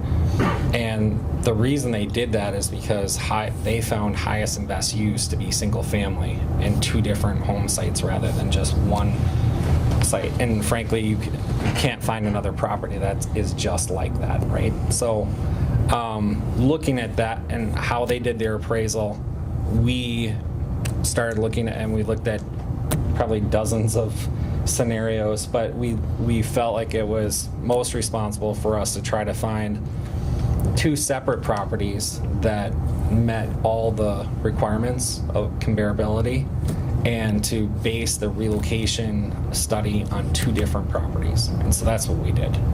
So we were able to find 2 properties, combined, they're equal or superior to what exists over at the, for Randy and Terry right now. So completing this study, essentially we came up with a $61,000 differential between what these two homes and what these two homes on the market are listed for, and for what the appraised value was. And so the Uniform Act actually caps replacement housing at $31,000 underneath the recent updates to the law. But there is a provision called housing of last resort that allows us to exceed that $31,000 if there are other factors that we feel require us to exceed that amount. And so in this case, one, the market in International Falls there's just not a lot of properties on the market. Another support for housing of last resort that isn't completely outlined in the summary is that there could be some credit issues that we've started to become aware of that might make it difficult for them to relocate without having additional funding. And one of the owners has recently lost her job, and so that could make it more difficult for us to secure funding or cause us to have to pay down principal in order for that, to be feasible for them to get a mortgage. So we felt like there's enough justification in accordance with the rules to implement housing of last resort in this case, and to make a recommendation to you to approve the higher figure based on the study that we completed. Typically, and we've talked with SEH about this, typically we would, whenever we exceed a statutory maximum, we'd like to talk with the FAA in advance and get their support prior to making offers and providing the notice of eligibility. I just received the appraisals late last week, and I know that we want to move this forward quickly. So we had not had the time to go to the FAA and seek those approvals in advance, and frankly, if we did that, it might be some time before they give any kind of decision. It might take a couple months, This isn't something that they normally see. It isn't something that they would have a whole lot of expertise in, at least locally, and would probably have to seek other sources to weigh in on it. Frankly, most of the time when we have relocations like this, they rely on me anyways. So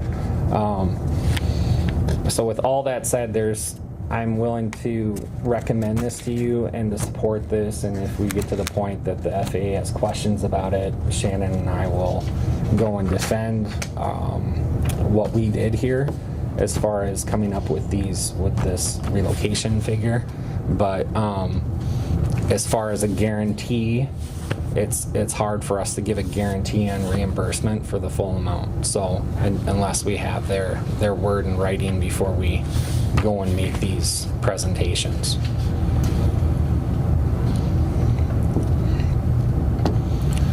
Well, Please.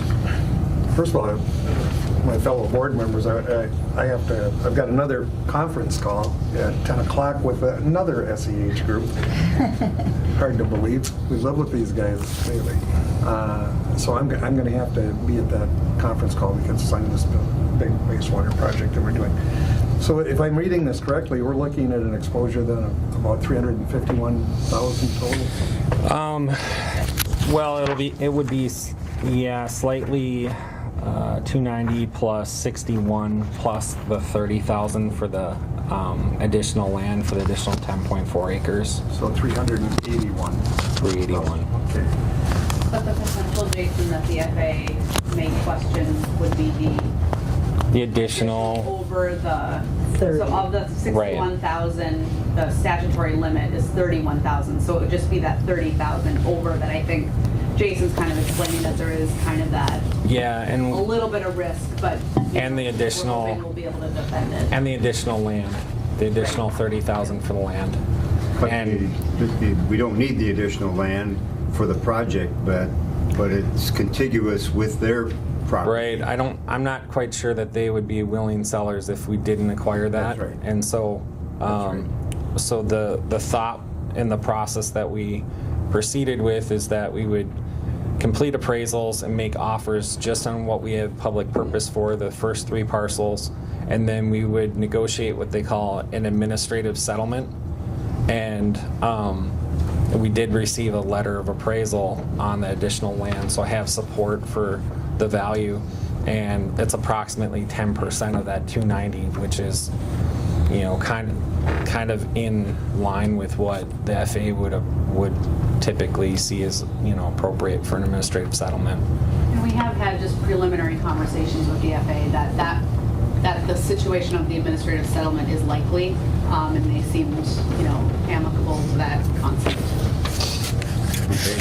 So the only real exposure we have is the 30,000 between the 31 and the 30. Potentially, and I see it as a fairly low risk. Yep. And it's not me just trying to say, well, you know, I'm not standing behind it. I definitely will, and we don't see very many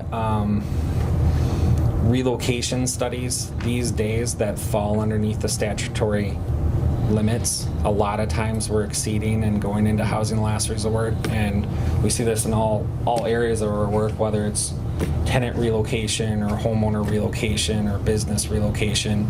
The law is old and outdated and needs to be. The housing costs are so much higher Yeah. than So, these people went in.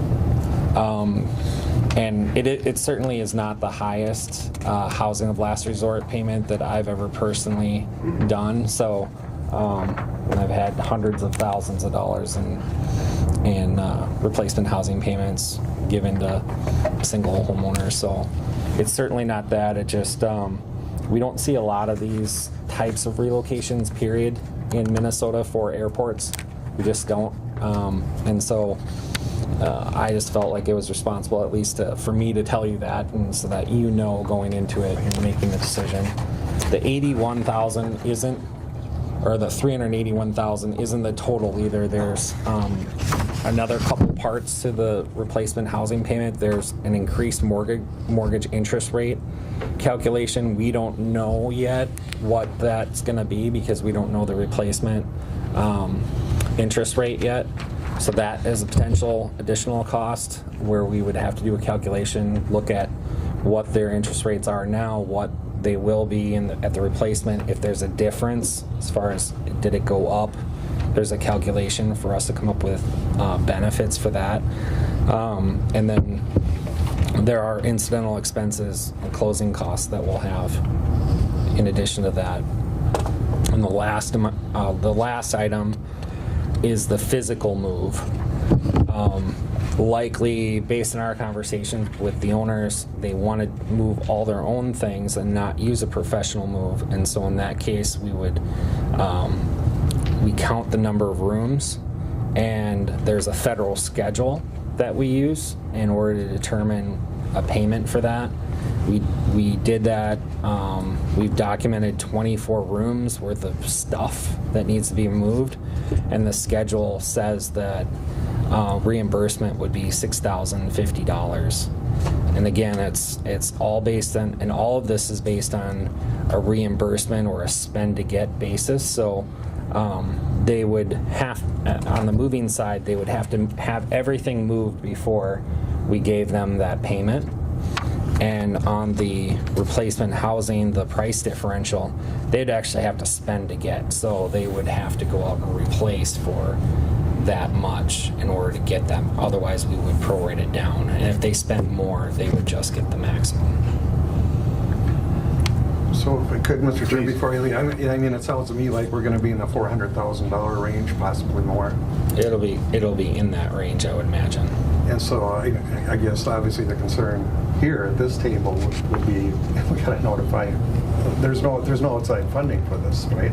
As I recall, we're going to be. No, FAA is. Will they pick up 80%? 95. 95? Okay. We were able to tie it all with Yes. PERF projects and justification. Yep. That makes me feel better. Good. A lot better.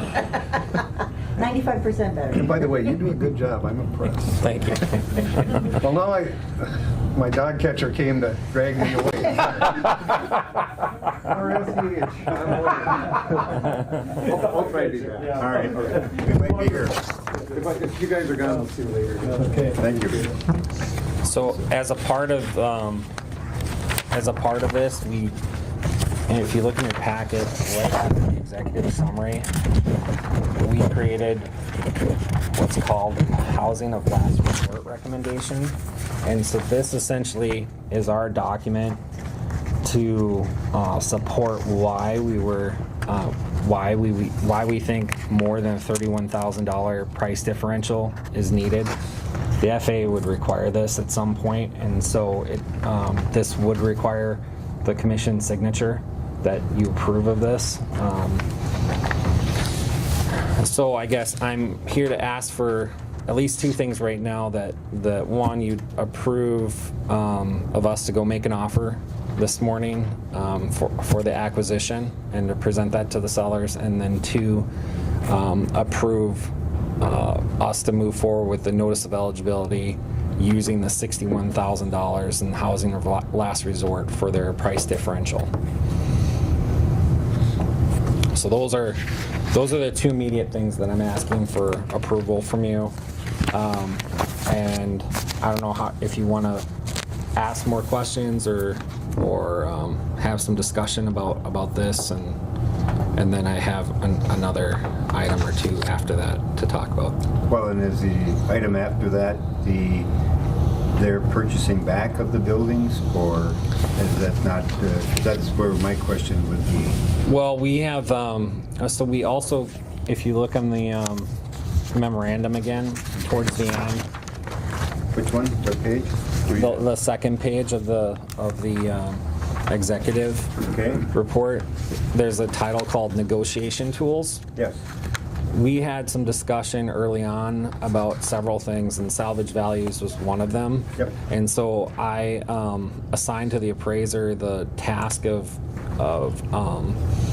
giving us letter valuations for fair market rent in the event that they needed to rent back their property for a period of time from the airport prior to moving to their replacement property. The FAA would require you to charge a fair market rent, and I like to tie that into the appraised values so that there's no arguing about what that figure is.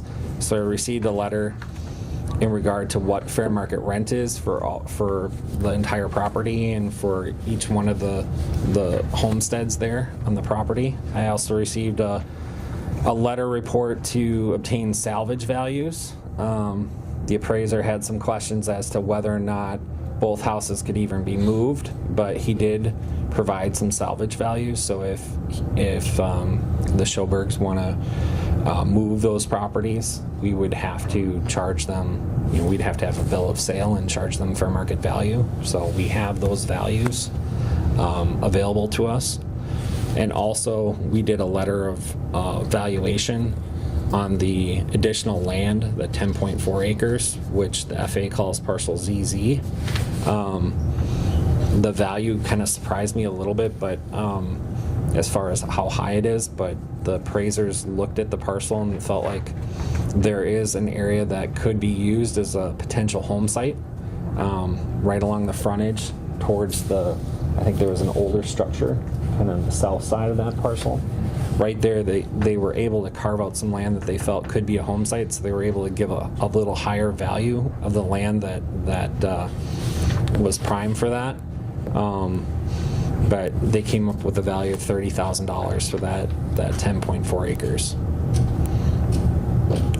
So that would be used basically in our discussion with them to negotiate that additional value into the acquisition side in way of an administrative settlement or negotiated settlement. And the FAA typically likes, when we do administrative settlements, they typically will they'll say that they don't go off of percentages, but typically they will approve 10 to 20% over the offered value. It can be higher than that if the parcels are smaller and the dollars just need to be higher to make it, palatable for sellers. But they really like when we have an administrative settlement that gives them something in return. And so I feel like they'll be receptive to this because you're giving more money, but you're getting another 10.4 acres for the airport. And so in those negotiation tools do you have figures for the fair market rent? I do. I have reports that I'll provide to you. I'll put together a packet before Can we we do that separately than from this? Or? I can just I can provide. I don't have it right here, but I've got a big box over there of paper, and there might be copies in there. Let's look really quick. I kept it separate on purpose because I didn't want it to be. I didn't want it to be an option, a first option, right? Because one, I don't typically recommend a rent back to my clients because they can be problematic. I don't think we have that anymore. I think they might be in the other box. You don't see them? I think it's more important the salvage value more than the rent, because if they decide that, they'll accept the offer and then they want to take the buildings and move them. So we have letters on the salvage, and it's broken down by structures. I'm sorry. It's broken down by structures, so he's saying the two sheds on 3229, which I believe that's the northernmost property, have a salvage value of $0 to $200. Mobile home structures, there's a couple really derelict mobile home structures that are being used now for storage. He's saying they have no value. Probably cost more just to get them moved off the property. The large garage, 30 by 44 feet, has a value of $0 to $200 if it can even be moved. He wasn't sure that it could. Smaller garage near the home of 3237, so that's the southern property, $0 to $200 if you could even move it. The home at 3229 likely has a value of $1 to $3,000, depending on the physical possibility to move. The home at 3237 County Road 108 likely has a value of $1,000 to $2,000. So he's broken those down very specifically, so if there's something particular that they want to move, we can do that. That likely wouldn't be much of a conversation point today with them, I don't think. I think they've kind of moved away from that idea of moving the homes or... Oh, they have? Yes. Oh, I thought yes. that they were really tight on that one. Well, just to kind of bring you, up to date on where they're at. They kind of roguely went out and wrote a purchase agreement on 66 acres of raw land south of town, and wrote a purchase agreement for, Shannon, was it $45,000? Yeah, 44.9. So they're scheduled to close on the 26th of April, that property. Subsequent to that, Terry lost her job. But their plan was to buy that raw land and to build a home there. A single home that would be decent, safe, and sanitary, so it would have enough rooms for the entire family to occupy the home. So that was their plan. And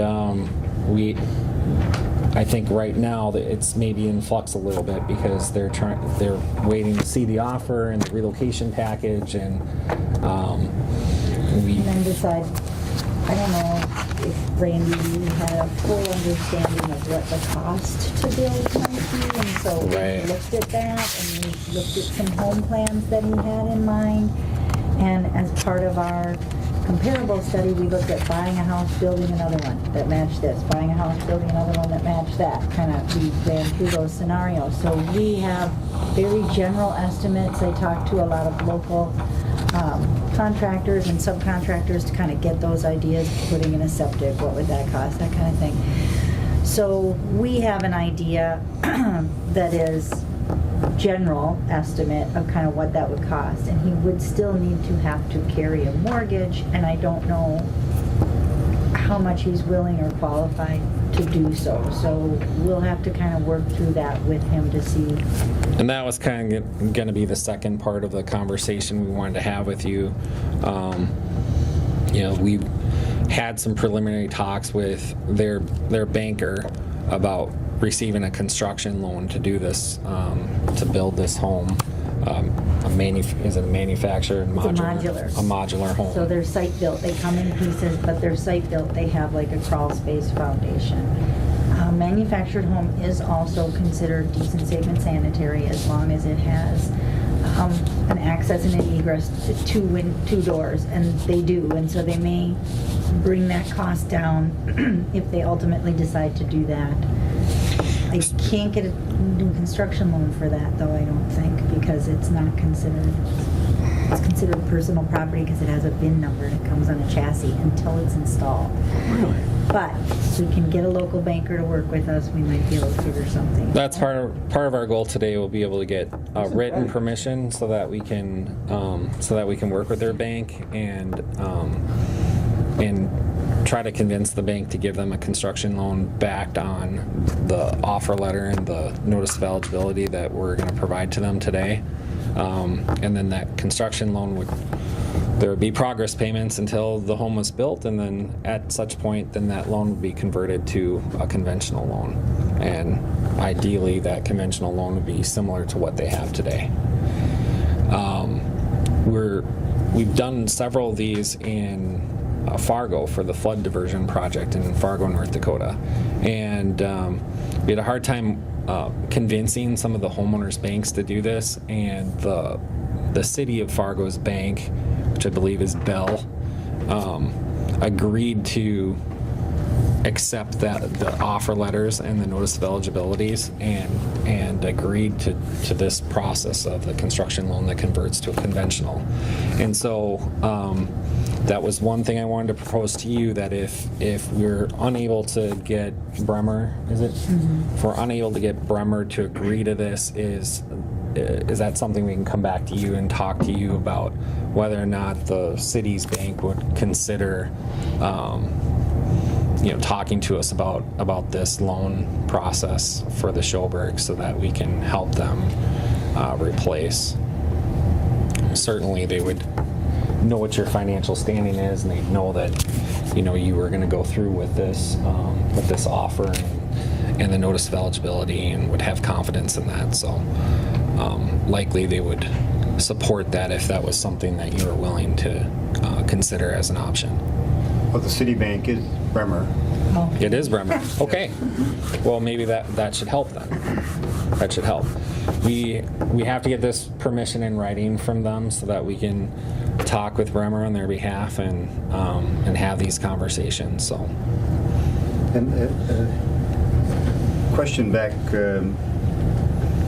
on this whole thing. Was there something about the interest rate that would be different, and is there anything in this for them if there is a different interest rate? The replacement housing payment bucket of benefits, if you will, includes the price differential. It includes a mortgage interest rate differential. We would try to calculate that, or at least give them an estimate, but at this point we know only what their current interest rates are. We don't know, it's a big kind of question mark, what their replacement amounts will be. Once those are known and we identify whether they're higher or not, then we would complete a calculation, and the FAA has a really complicated spreadsheet that we have to fill out, and it completes the calculation for us. Yeah. So yeah, it's Okay, so they could get an adjustment to they this, could. to this whole figure. I haven't had to use the mortgage interest rate differential for 15 years, Okay. just because prevailing rates have been pretty darn low. And looking at what they currently have and what the prevailing rate is, if they qualify, that's based on your credit and your down payment amount, where your mortgage rate is, but they look fairly similar. So Okay. it doesn't look like that's gonna be Big issue. considerably higher. Okay. Okay. All right. So is the commission got other questions, or do we need to, and then maybe, I don't know, do we need two separate motions here? One, approval to make the offer to the Schobergs on behalf of the Airport Commission. So is I that would move on that. motion by Commissioner Nevenin? Guess I'll have to second it. I could if you feel. Sean can do it. Sean can fill in. Okay, we have a motion by Commissioner Nevenin, second by Commissioner Buller to approve ProSource Technologies making an offer to the Schobergs on behalf of the Airport Commission for their property and buildings. Discussion? All those in favor of the motion signify by saying aye. Aye. Those opposed, same sign. Motion is carried and approval is given. Then we have the notice of eligibility. It would be approval of the housing of last resort recommendation. And essentially that is the contained within the notice of eligibility. And that's the 31,000? That's the $61,000. $61,000. Yep. Okay, so we need a motion then to approve the notice of eligibility under the housing of last resort. And I would move on that as well. Motion by Commissioner Nevenin, I'll second it. second by Commissioner Buller. Further questions or discussion?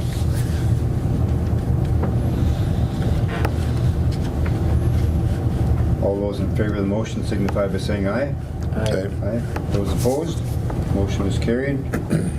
And notice of eligibility and housing of last resort is approved. So maybe just a technical question for you guys. We're going to make the offer for the acquisition side of $290. We know about the additional $30,000 for the extra parcel. I approve to just make that, if I can make that deal, that's all approved. Okay. So then back to the structure that they're looking at, and that modular home meets the state building code? Yes, yes, and it will be assembled by Schultz Homes. They're out of Redwood Falls, and so they would assemble on site, and then he can act as his own general contractor if he wishes. And he's talked to somebody for, as have I, for the foundation. HVAC needs to be connected with like venting in that crawl space.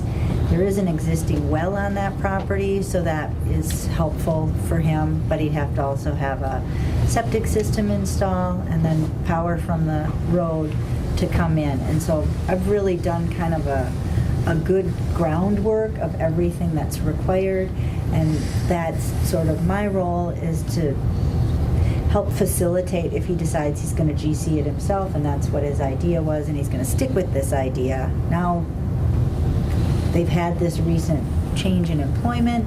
They may decide to just go buy an existing property and build on that something later, or just get a manufactured home. He's, I think, a little bit,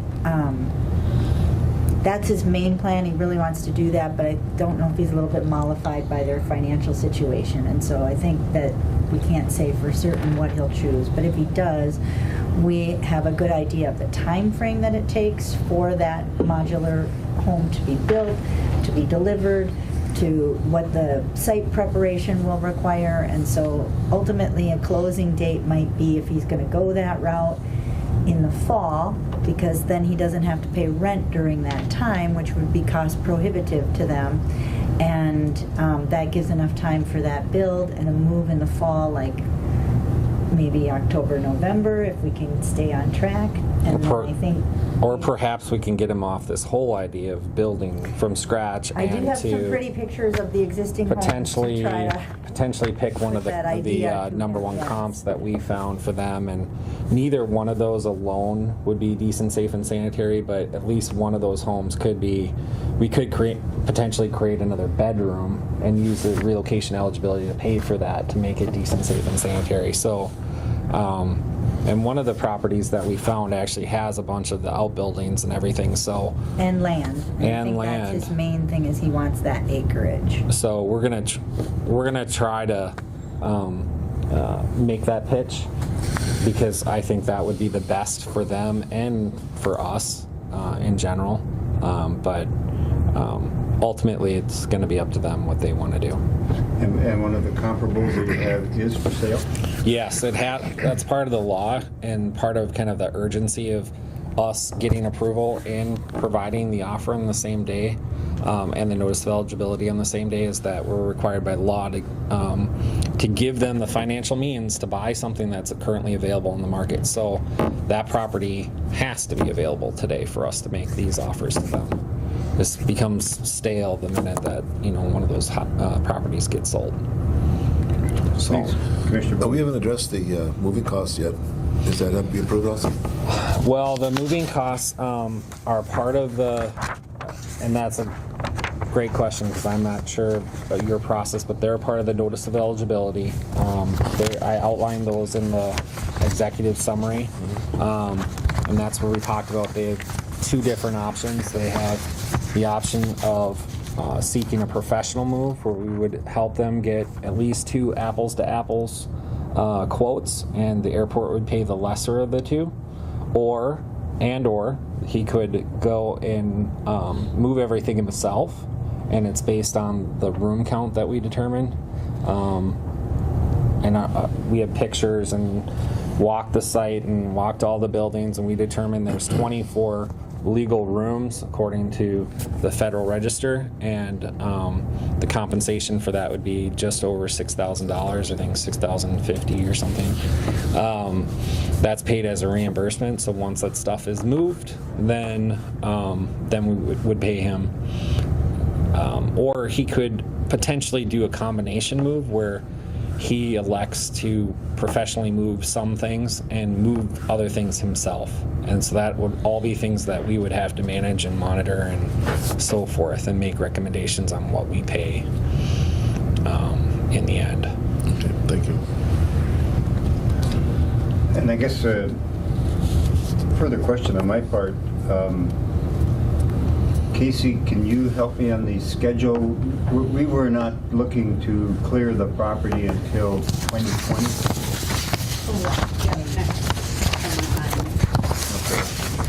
So they decided to go through this next winter living there. The build time is really limited, because whether the builders put a septic in has to come this, and there's road restrictions for moving that modular home in that springtime. So they said they'd like to move by fall. They've already started packing bins of non-essential items. So they had plans to do that. Casey thought if we had them out by November, that's plenty of time for what they need. But if we wait, we're going to get behind schedule if it's into the next spring. I mean, if they were going to buy an existing home, but again, the market, then there's really nothing out there in the middle of January to move to. So. And I think one of the controlling things is that NOAA wanted to relocate, or they require that they relocate their weather balloon launch facility during the summer months. So that needs to be moved next summer. So if they did move in early summer, there's just that risk that, something would happen that would delay it. And so while it is possible, it would be riskier if they moved in early summer. So there is somewhat of a time kind of crunch on them making a decision here.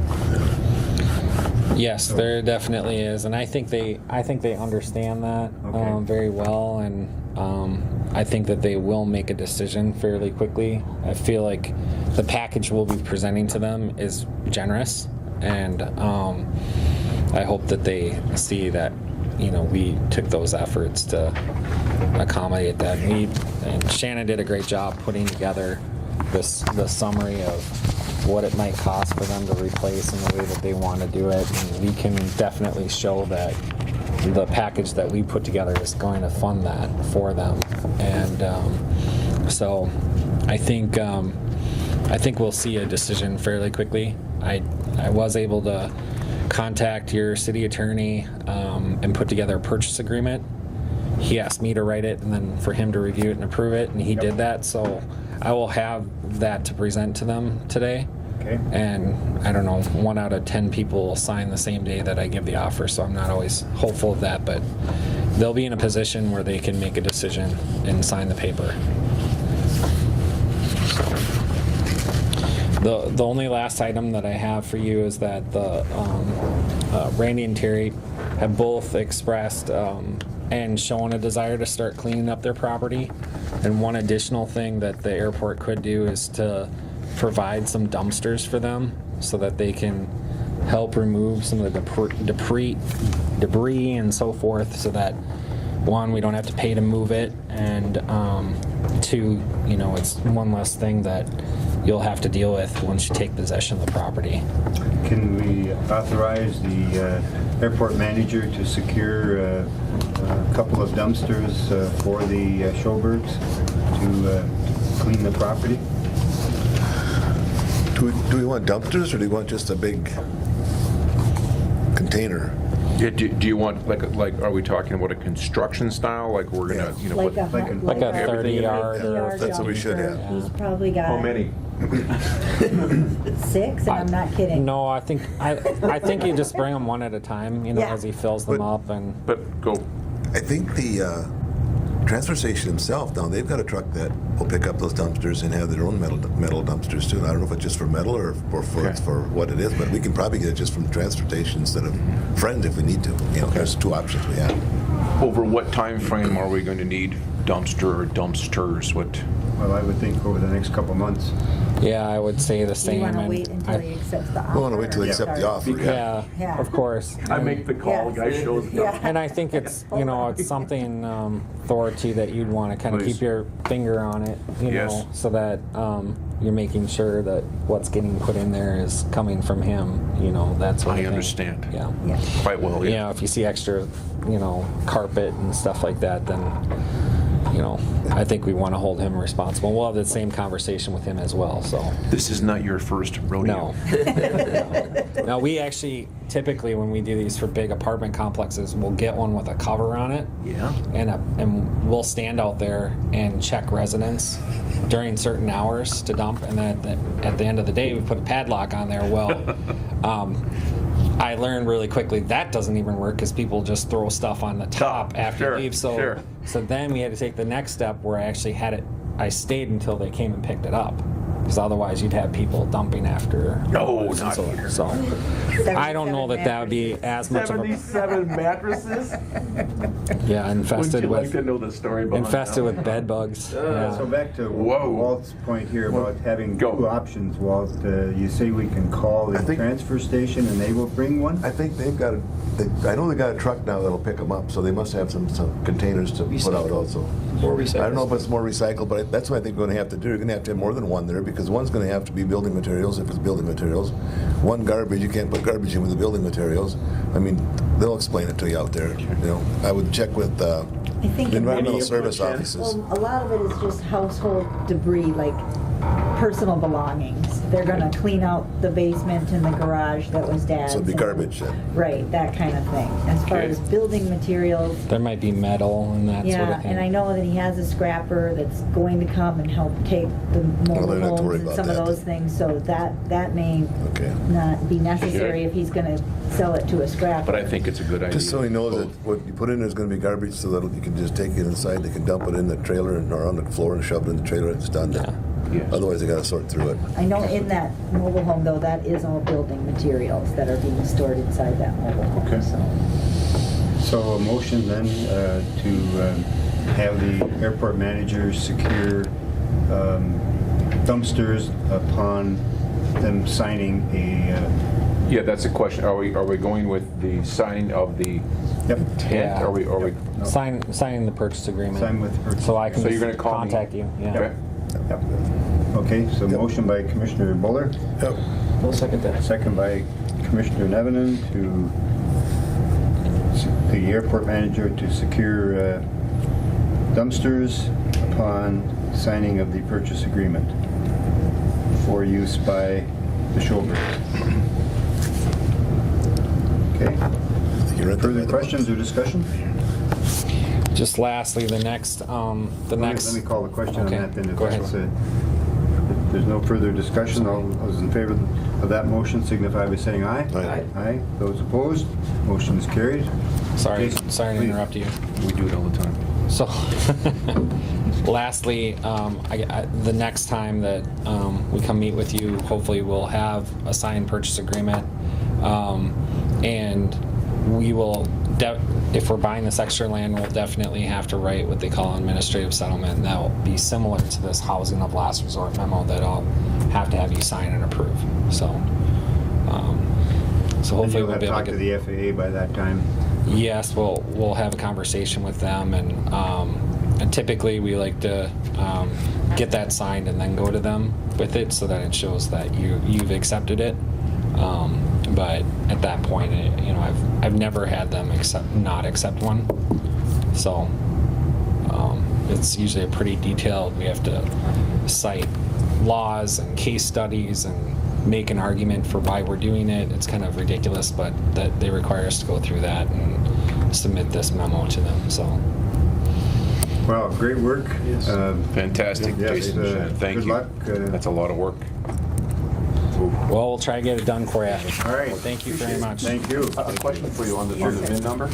Is there literally a place on the home that the number is stamped on that? On a manufactured There's a home, plate. there's actually a metal tag that's There is. on the corner. I think it's the It's fascinating. back right-hand corner. And on a modular home, if you look underneath the sink, there'll be a tag seal there Okay. that will indicate that it's a modular. Under the sink. Yes, so. There you go. Interesting to know that. Sorry, I'm just fascinated. I'm like, wow, that's kind of cool, right? Yeah, it has a VIN number. You It's a order it real up and VIN you- number because they come on wheels. You replace windows, you give them a VIN number like at the car shop? I'm going home and check my house out. Why not? Here's that. If you wanted, this is- I thought that was for the garbage disposal. I'm sorry, I'm digressing, forgive me. All right, further by Sean and Casey. Well, your fellow commissioners took the hint and got out of here when they could. So. Meaning that we've just done the stretch now, we're going to get into the game? Yeah. Great. As the meeting goes on, ours gets shorter and shorter, Yes. so we'll try to be You're brief. cutting out. Yeah, I'm You're gonna take the rest. Our typical update here, we'll start with Phase 1, which is the north 1,000 feet. We're getting closer. It's April now, and by June we'll be under construction. We've scheduled a pre-construction meeting with the contractor, KGM, on May 1st at Thor's Place at 10:30. You're all welcome to attend. I'll be we've been talking to them and doing all sorts of communication with them, but this is a formal meeting where we get everybody on the same page and coordinate schedules and make sure that everybody's ready to go. We do have, as part of the change order that we worked, the temporary PAPI, which is going to increase the landing distance available to 5,800 feet.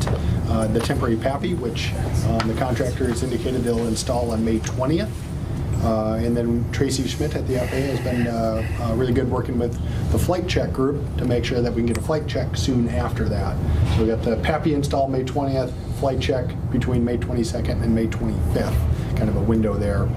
We technically have until June 3rd to make sure we get that flight check installed. Otherwise, it kind of affects some of the construction elements. So we got a little bit of a window there that we're working with.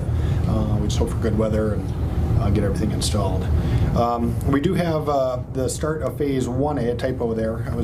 We've been talking about all three phases at the meeting, so I jumped ahead of myself. Phase 1A is June 1st through the 3rd.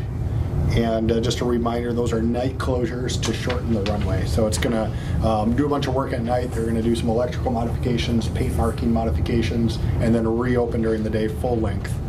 And then do another night closure, get everything all set up, reopen full length. And then finally, they'll do the night closure and then when it opens in the morning, it'll be shortened. So we've been working with the FAA quite in detail on how that will happen.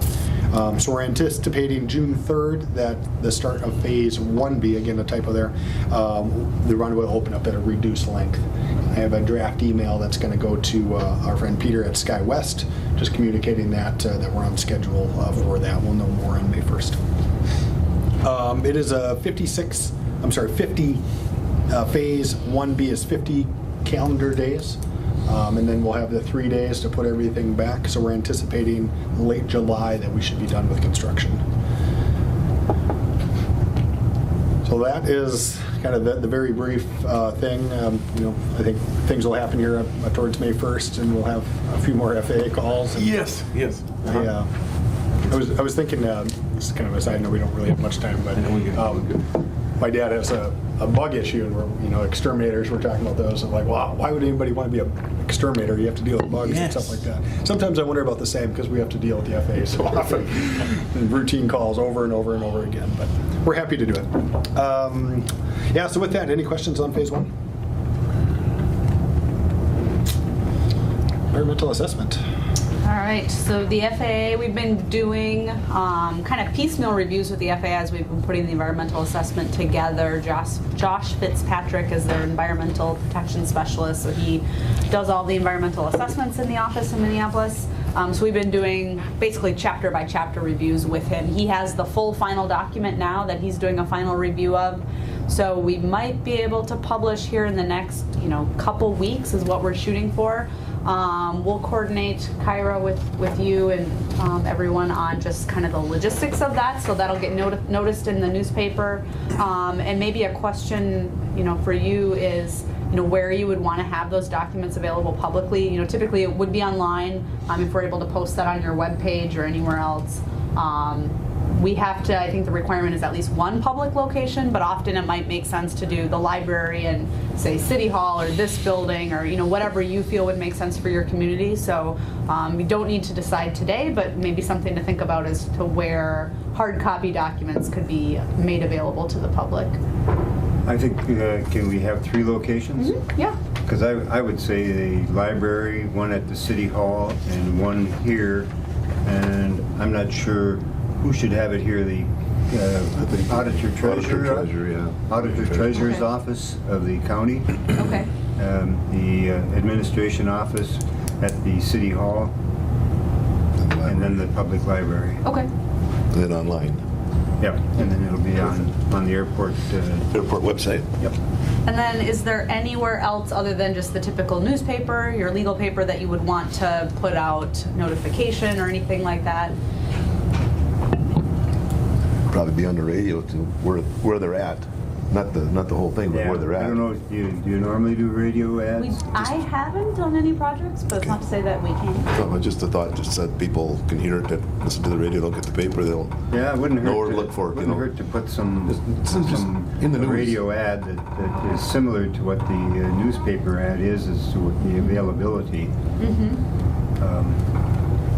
And one caution, is you want to get that word out, but sometimes that kind of creates a frenzy too. And then bad things are happening. It's kind of hard to message that on a document. So just something to consider. And we will do too.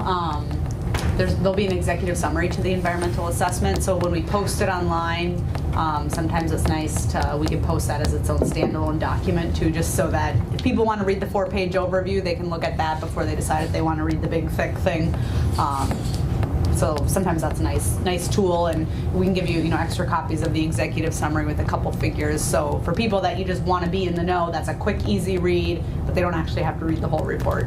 Well, and I think some of the group here thought that was here this morning on the question of 108, County Road 108, is that it was going to include that, but it's not even going to include the property across the road, or is it? It will include the property. The Schoberg property? Yep, the Schoberg property. Okay, it will include that. Okay.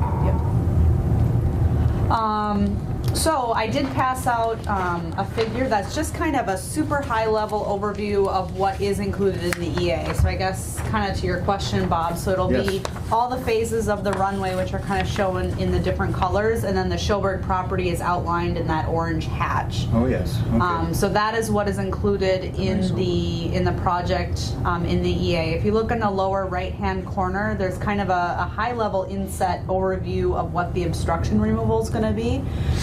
There are some much more detailed figures of this in the EA, but this is kind of a summary level. So the blue shaded areas in that inset are what is needed for the existing 1331. These are not all existing obstructions, but what it is we were able to take, the FAA asked us to take the final year of construction, so at the end of phase 4, and then add a 5-year growth rate on top of that.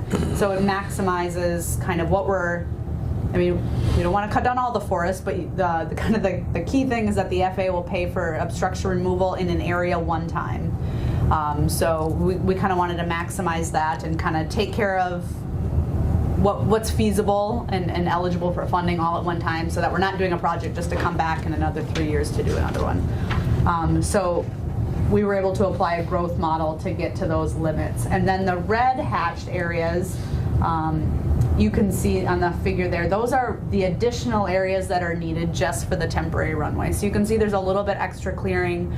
These would be areas that you could allow trees to grow back in, over time. That vegetation will come back. But those red areas are what's needed for the temporary runway. And then if you look over at the Schoberg property in that inset, you'll see a green shaded area, and that's what we're estimating for site clearing, including obstruction or tree removal for the balloon launch facility, so that their critical areas for the balloon movement is clear.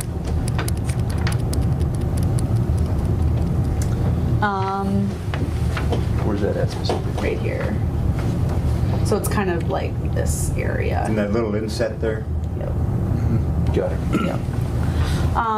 You can see, I guess, just real briefly, the declared distances for the temporary runway are in the table there at the middle of the bottom half of the figure, and we are providing kind of that 5,800 feet that SkyWest has requested as their minimum length, so they have at least that length for all of their distances, which is good. And then if you look at the plan view up at the top, the blue outlines are wetlands, and you can see where there's kind of the blue shading kind of around the runway area. That's where we're going to have wetland impacts. Not all of them are permanent impacts. Some of them are just temporary impacts that will be allowed to be restored after the project.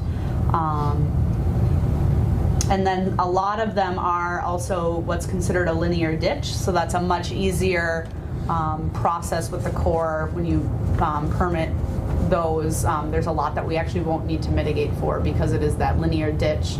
There are some natural wetland areas. If you look on the very ends of the taxiways, on the kind of the north far end and the south far end, you can see where the outlines appear to be more kind of natural wetland areas as opposed to a constructed linear ditch as there are kind of along the main portions of the taxiway. So we have different types of wetland impacts, but you can kind of see the overview of what they are there on the figure. The one, I guess, just quick thing to point out, the apron expansion is not considered part of the project, even though that is something that's going to be happening during some of the years of the projects. It's not what the FAA considers a connected project, because even if we never did this runway project, you would still need to expand the apron. So they're disconnected projects. So the apron isn't in here. That was evaluated in a separate CADX. So that's why it's not shown, even though it will be constructed, potentially concurrently with a different phase or with a phase of the project. Any questions on just kind of the project overview or the EA process?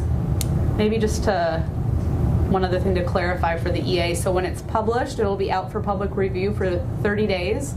And then when that closes, we'll take all the public and agency comments. So it'll also go out, we will send a copy to all the state agencies, federal agencies. We'll get a copy and they'll be able to comment. And then we'll work with the FAA to compile those comments and respond to them in whatever way we feel necessary. And then a final EA will be prepared and distributed again to show how we addressed comments and document the comments that we did receive. And then that would be the time that the FAA would publish what's called their finding of no significant impact, or FONSI, and we're aiming to do that by the end of June. Just under, on the legend on the left-hand side here in the blue box, the Phase 3, the runway closure of 13/31, do I read that to be 8 days? And can you help me with that? I didn't think we had any runway closure. That might be set up. Yeah, I'm trying to, another of our staff helped us out create this. There will be certain times that we're going to be inside. You know, you have the runway and you have a safety area. Yep. And you have the taxiway. When you turn that into a runway, it's going to have a safety area. There's a 50-foot overlap. When, you know, Thor and I look at it, it's like, well, I mean, you're clear of the runway, everybody can land as safe. But the FAA has a very strict determination of when you're in that safety area for whatever runway is active, that it's requires a runway closure. We anticipate doing that with night closures outside of commercial service operations, making the contractor get in there and, you know, work from, you know, between the, you know, the arrivals and departures of the commercial service aircraft. So there is some overlap that we just have to, you know, essentially close those, both temporary and the center section down, just by the mere fact of how the FAA, their rules operate. But is it 13/31? Because isn't that down for that whole period? So, yeah, I guess we'd have to revisit that exactly, Yeah, you know, how and I those don't- closures look. Because But The description, go ahead. Yeah. Well, I think 13/31, when we shut it down for in Phase 3, it's going to be down for whatever the length of time. yeah, 74 days. 74. It should be 74 days. So that should be 1/4. Help me out. Not 14/32. It should be- because we're not going to shut that down. 432. Well, maybe some time. Yeah, Yeah. some durations. But yeah, that should match the project duration. So it'd be 60 days is what we would anticipate for phase, for the main runway while that's being reconstructed. 60 to 75 days, I think, is what we're anticipating. So. Yeah. I'm confused. So the for phase 3. It's a great question. Phase I 3 see. It is. It's a great the main question. runway rebuild. yeah. So phase, I think I got to walk through all the phasing just in general because Yeah, and I'm glad you're not alone. Go ahead. Yep. So phase 2, Okay. we are going to do the yellow section, and we're basically building it as a taxiway. So we're going to start it, just reconstruct it. We're building it to runway standards, but once phase 2 is complete, it's just a taxiway that meets runway standards. So at the end of 2020 is when phase 2 is going to be complete. You'll have a taxiway that's just a touch wider and graded to runway standards, Ready to become a runway. ready to become a runway. Okay. Phase 3 then ultimately happens in 2021. The first phase of which we have to turn the taxiway into a runway. So the grading's done, the paving's done, everything's done, but we got to mark it, we got to light it, we got to install the PAPIs, the reels, threshold lights, and so forth. So we anticipate that to be about a 2-week project where the taxiway is closed. Runway 1331 is operating as it normally would. Yes. Then, once the taxiway is now a runway, we just switch. So then, runway 1331, the main runway is closed. Runway 1432, the temporary runway, is operating. So then for 60 to 75 days, runway 1331 will be closed as we're reconstructing that. Aircraft will be operating as part on the temporary runway.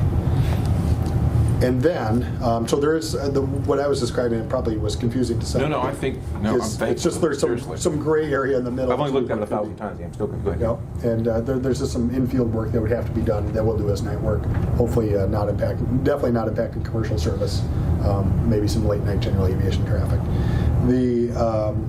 Once runway 1331 is complete, then we paint it, we get everything installed, it's ready to open, then we close the temporary runway, then the new runway is operating full length, ready to go. Does that answer your question? No. I'm still trying to figure out so are you saying that on phase 3 in the blue box there, that 8 days is just partial time that the runway is shut down, or partial hours or something? Is that, I'm just Or trying is to that figure our out nighttime? 1331. Yeah. Why 1331 is down at all?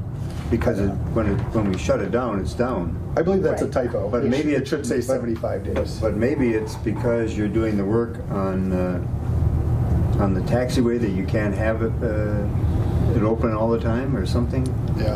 In fact, it is a typo, because look, correct me if I'm wrong, we have 8 days runway, 422, 74 days, correct?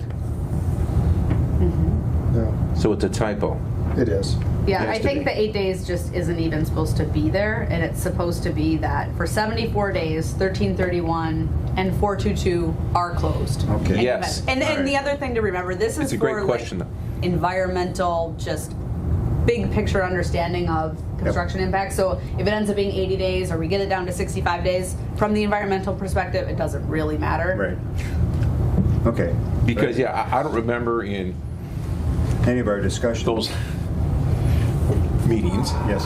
that we ever talked, anything in my brain was an 8-day number. I don't remember anything discussing an 8-day time frame. I don't remember that at all. No, I think that's just maybe some miscommunication when we were Okay. preparing the drawing. Okay. So the runway, we're anticipating either 1331 or 1432 to be open in its full duration. So Very good.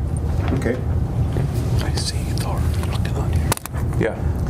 I don't see her pickup there. You must have All right. been on that. All right. We're under environmental assessment. So I think that is it, if there's not any other questions on the E EA.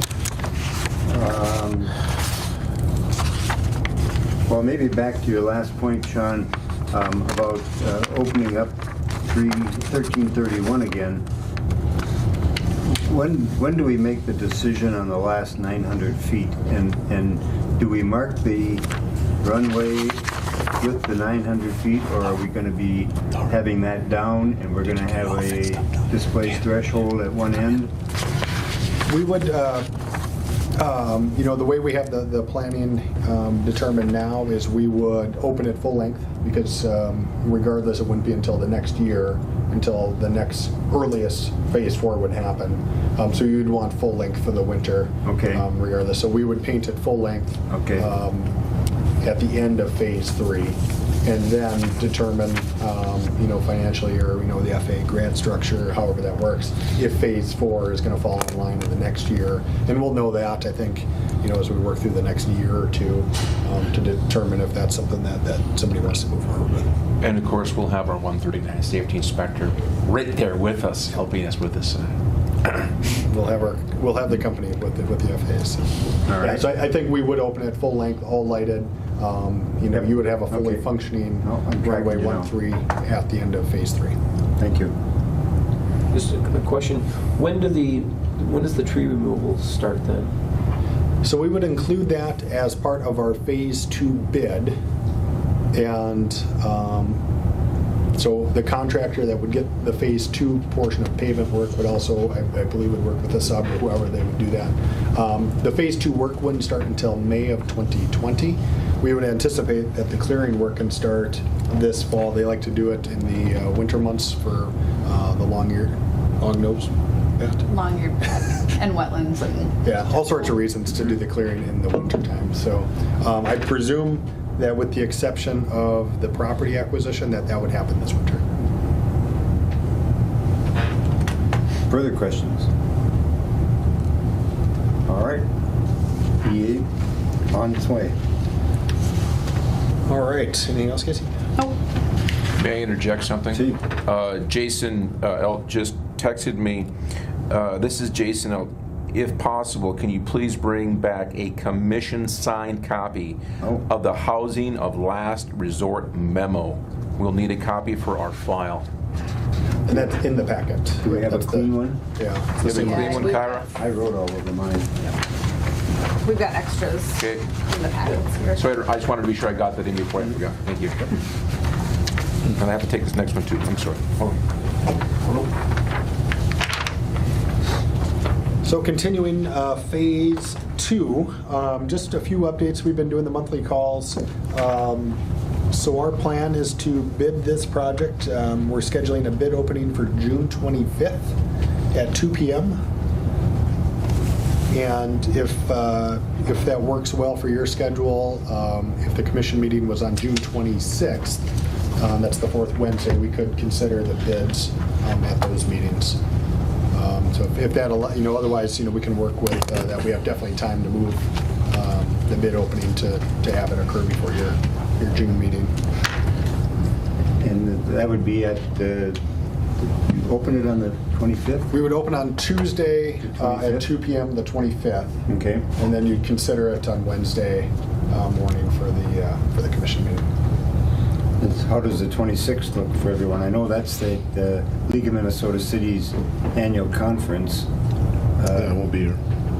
So you're going to be down at that? Yeah, I signed up already. I'm going to sign up for it, but I'm not going to get there for the first day, at least the way it stands right now. I don't know.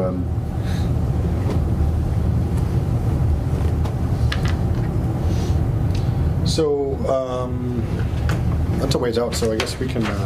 We definitely have flexibility. I mean, whatever day you guys want to have the meeting, we can work with the bid opening. That'd be fine with us.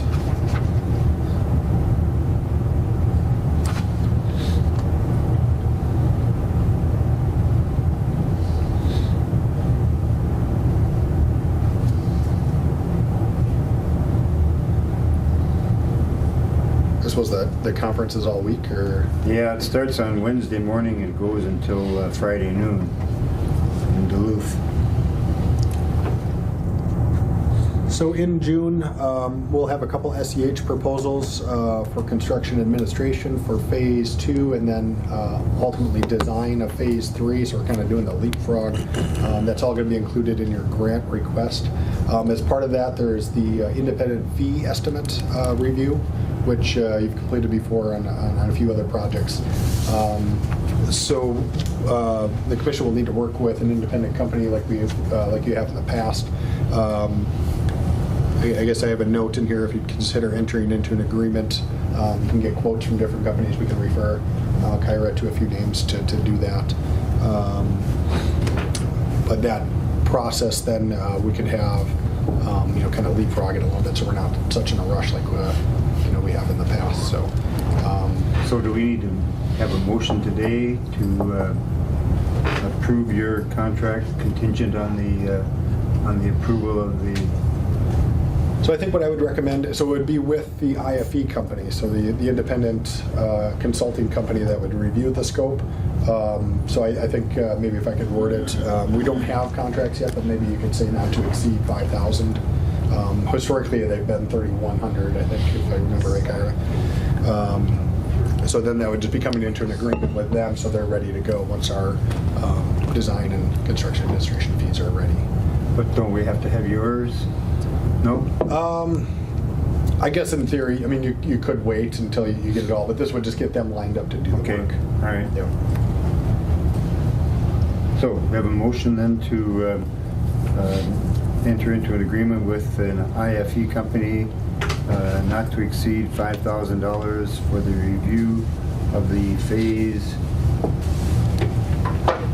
2 and 3? Yeah, we have the same note for phase 3 design. So they've historically been $3,100 each. So Right. you could say maybe not to exceed 10,000 for One both. for phase 2 and one for phase 3? Okay. Not to exceed 10,000? Yep. Okay. I'll make that move. Motion by Commissioner Buller. Second. Second by Commissioner Nevenin. To secure a contract with an IFE company not to exceed $10,000 for phase 2 and phase 3 administration review.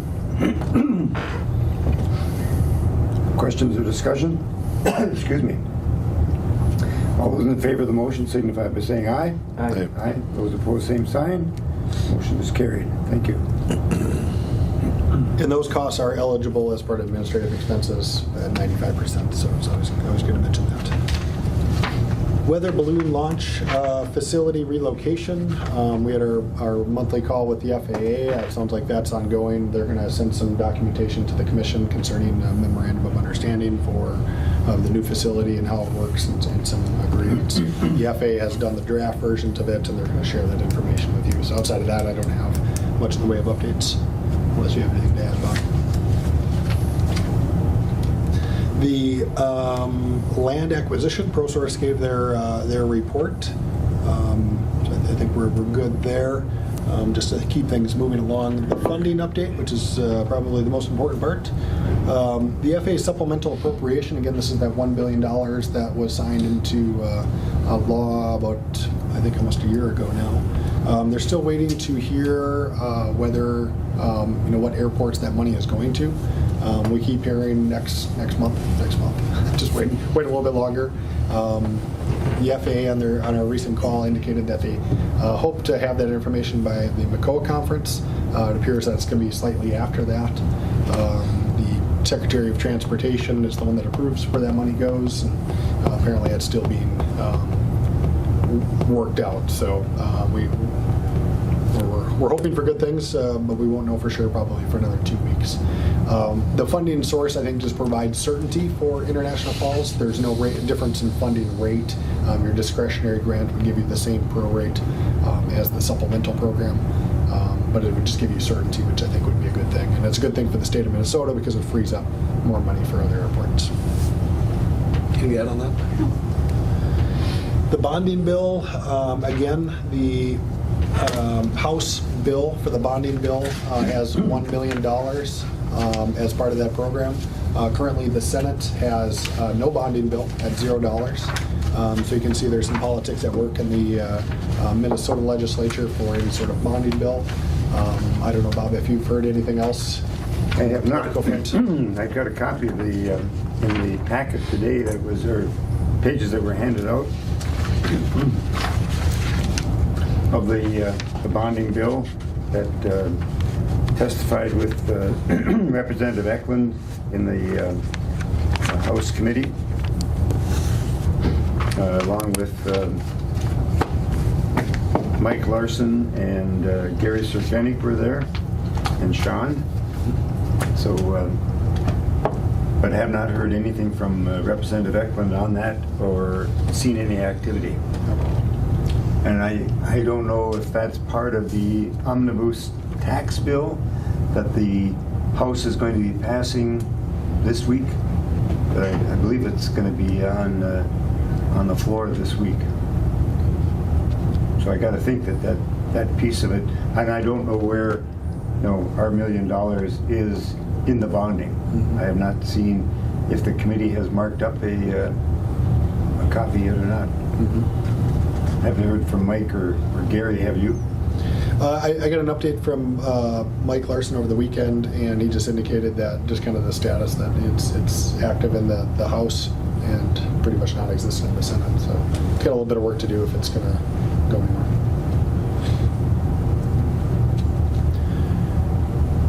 One item to add is that the commercial service ramp expansion that's kind of excluded in the project, like Casey had mentioned, is actually under the terminal bonding bill. So we'll work with Bob to find out how much money is left on that bonding bill.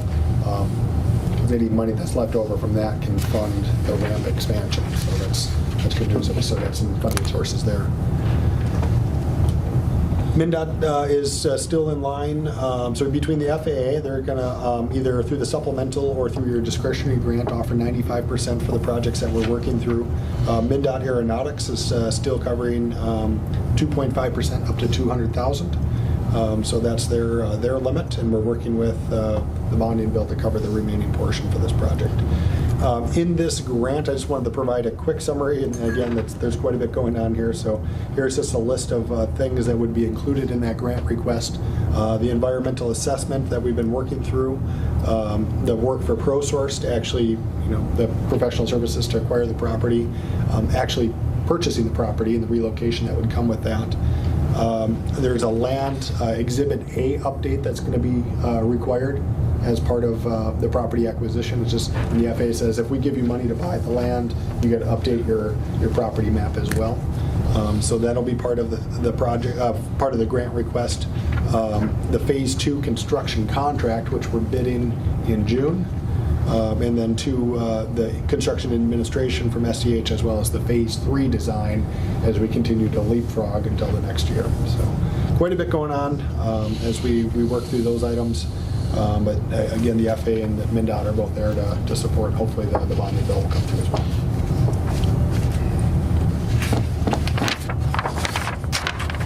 Any other questions on that before we switch gears to PFCs? Questions on the the projects or the funding? All right. So the passenger facility charge, Kyra has been working with the FAA in working on a new program. It sounds like a new program needs to be created. I don't know, you have anything to add on that, Kyra? For some of the details? It's just a new program is due for the projects that is undertaking for you to collect the PFC charges. Yep, ours is expiring October, I believe. So we just want to get one in place so that there's no gap in between there. But we still got funding to collect under the present one. Correct. So does that expire at that point, or do we? I believe they'll extend that date. I think Benita said that the existing one will stay open, and then this one will be put in place, and then that just kind of guarantees you're never going to have that gap between the two. But the existing one will stay open for as long as you're still spending that money down on the terminal or whatever else. Yeah, it's on the terminal project, and at the rate we were collecting, it's probably going to be about 5 years, maybe. I think that we have left in order to finish the terminal. Okay.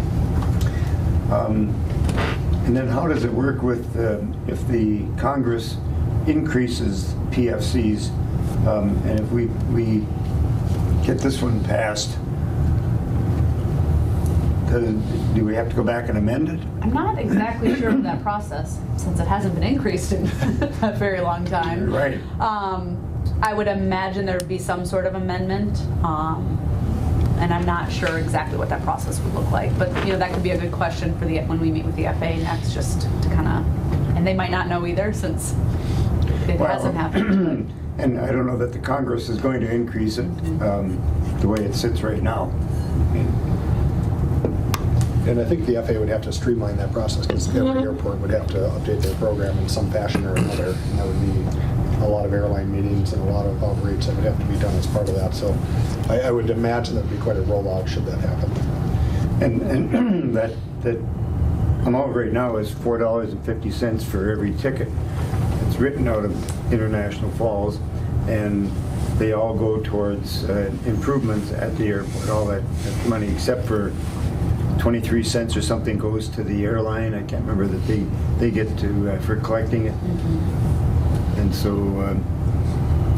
but the airports are asking that it be increased to $8.50, but I don't know where the Congress is on that.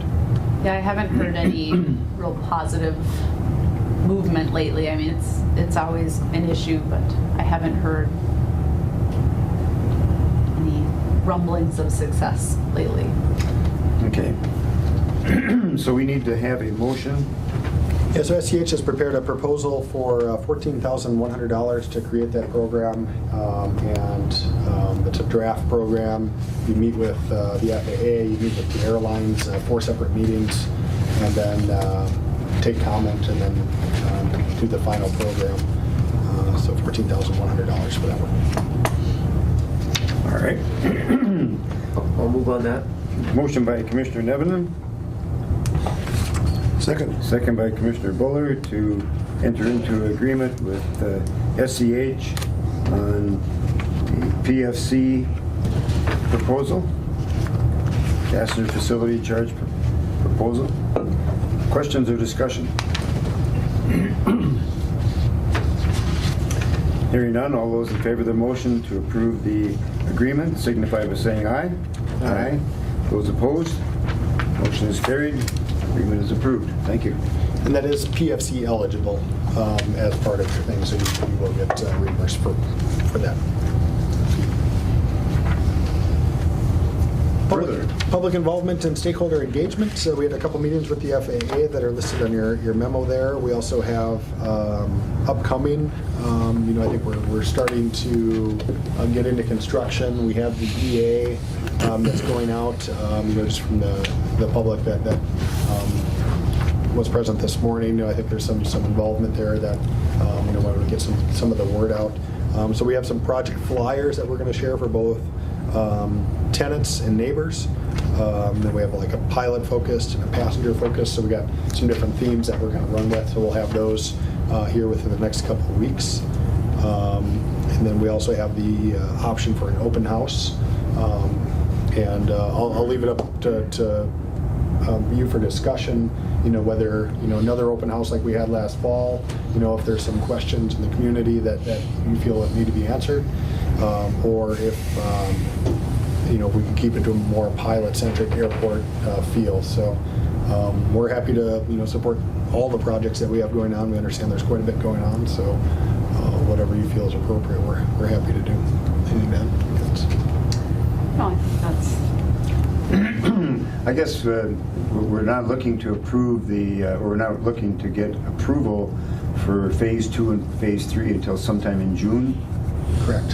And so it would seem to me that maybe sometime after that, and maybe even September, is that?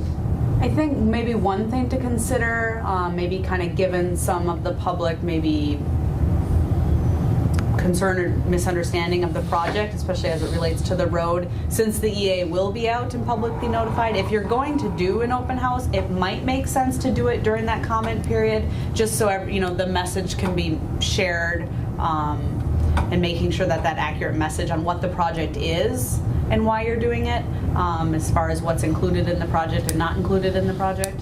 There might be value to that. Otherwise, if you didn't do it then, yeah, I think you could do it later in the fall. But if we wait until the EA is closed, then it's too late. And so the period that the EA is going to be out there is probably going to be May and June? Most of May, I would say. And my only thought is if you did do it then, could it help prevent maybe some misguided or uneducated comments that you could avoid getting? Maybe not, I don't know, but and there's other ways to kind of help to mitigate, some of that misinformation as well. We could do an article in the newspaper or something different, if there would be other methods that we could do. And we could also do, maybe a targeted mailing to neighboring landowners, kind of explaining the project and doing an EA notification to them with a very easy to read kind of 2-page flyer about the project as well. If you think that would be helpful at all.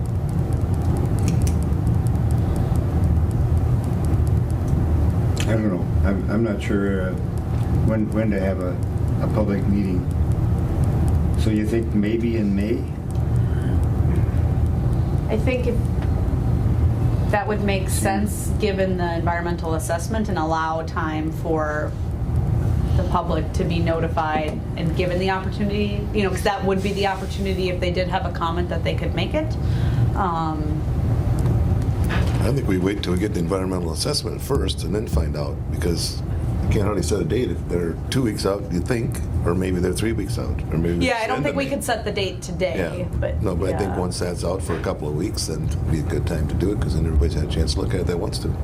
Yeah, I think, if you did choose to do it during the EA, kind of the middle of that comment period, a lot of times makes sense, because it wouldn't be a public hearing in that they would make formal oral comments there. We could have a little sheet where they could fill out a written comment by hand, but we would provide information on where do they send comments if they did want to comment.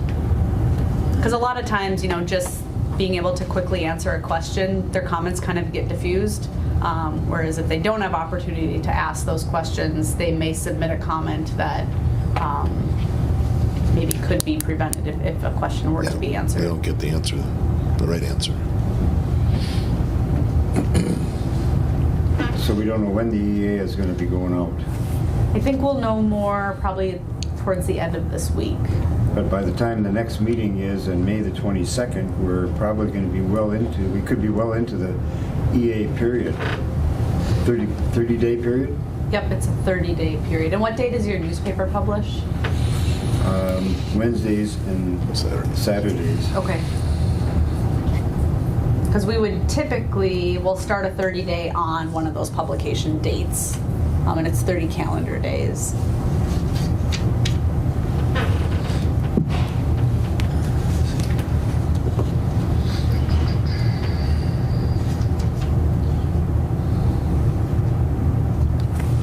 So if I may, maybe we could reconsider,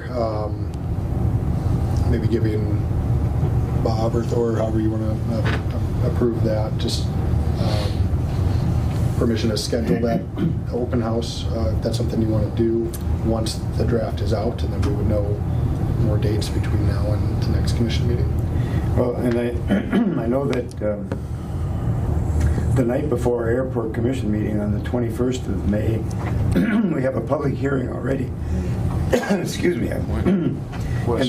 And it's on the Highway 53 project. So, I don't know. People get confused on how many public hearings we're having and What they're for. Would you say we should combine them or have them separate? No, they need to be separate.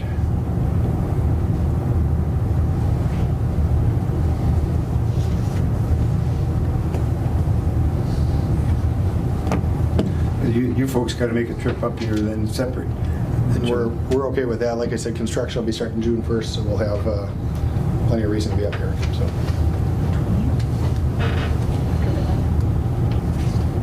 Would that be too soon? Get it published May 20th. I don't think you would want to do it at the very end of your comment period, because I think it's better to allow enough time if somebody wants to go home and thoughtfully put together a comment, that they would have time to do that. How about the Thursday the 16th? What does that look like? Yeah, I'll be out that week. All right. Would the 20th work? We've got a city council meeting at 4:30, but we could probably do one after that.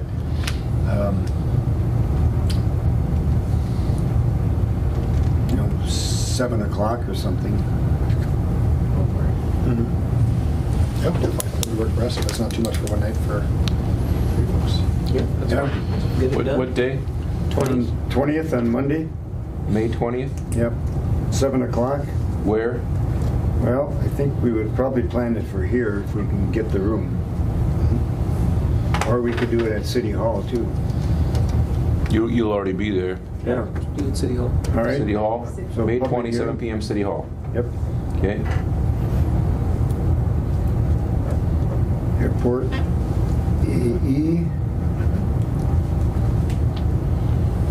EA, I mean, EA, Environmental Assessment. City Hall, okay? All right. Yeah, I think there's just so much going on. I think as you guys can attest, that we're definitely happy to do that. Would specific for the tenants that use the terminal and the aircraft tenants, would you like us to do something for them, maybe a lunchtime something?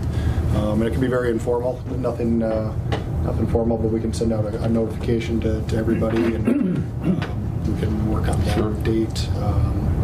I guess probably prior to June 1st would be good before the runway gets shortened. Like I said, we'll be up here with doing the PAPI work prior to that, so we could even do it after the commission meeting if that would work. That would work on the 22nd. Where at what time? At the airport? At the airport would do the new conference room if that would work well, or your place if that would be. That's planned for the new conference room.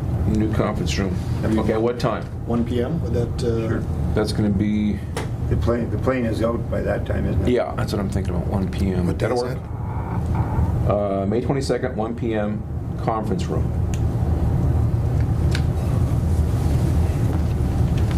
That's just an informal. Very informal. Yeah, I think I don't know. Do we want neighbors or would it be mostly tenants or airport users? I think airport tenant users, I think would be good. Yep. You can have kind of more of the pilot conversation about airport Yep. operations. Okay. Very good. It'll be a busy week. For sure. And back to public involvement. I think we covered it. 2 upcoming meetings. We have the MACOA meeting with the FAA, which is Thursday, April 25th at 8:30. And that's an opportunity to meet Jim Kiefer. He's from the region as part of the development management at the Great Lakes region. So I think that'll be a good opportunity to meet at MACOA. And then our next FAA project coordination meeting is May 14th from 10 to 12. And that is all I have, unless you guys have questions. Is that all you have, Sean? I'm sure there's more. Casey, what do you got over there? It was a long one today. Thanks for your Yep. patience Oh, yeah. as we work through it. So. Steve, you want another round? I'm good for now, thanks. Okay, I guess sure. All right. Further questions by the commission of Sean and Casey? Good work, thank you. Very good. Lots going on. Oh, a question about it too. Let's see.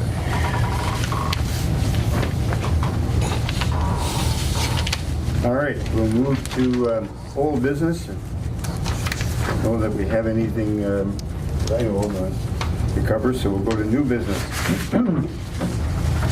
The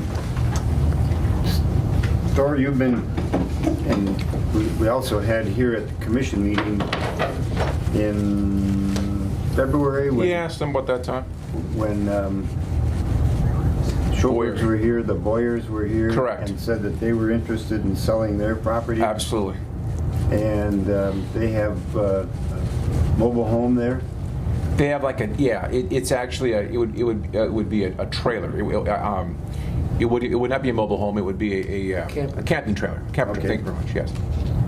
And are they living there? They are not. They are not, okay. So the question is, they would like their property purchased also. Absolutely. But it's not going to be eligible under any federal or state monies, so it would be monies that the commission would need to come up with. And we don't have any monies right now. We would have to budget money. But I guess maybe to find out what we think the property might be worth would be to have an appraisal done. Yes, it's a 10 acres. What is it? 5, 10? I don't know what their actual. It's to the north, though. Yeah, it's right there. Right there. It's right along the edge of the. Yeah, there you got the of hedge. driveway with the camper, Exactly. with the camper in there? Yep. Yeah. So I think Hold off on that one. securing an appraiser Yeah. to give us an appraisal so that we know got some kind of starting number. We can certainly go over here to the assessor's office and also get a figure, but I think it would be more helpful to have an appraisal done, up-to-date appraisal. So the cost of that is probably going to be $400 or $500. Thoughts? Questions? What would we use it for? Well, just because they want to sell, that's all. We really don't have any use for it. And I think in the future, I think, you know. Yeah, just owning the property around the airport just secures that better than if somebody builds on it and then becomes a noise issue or something of that nature. I think the more you can. And if I may,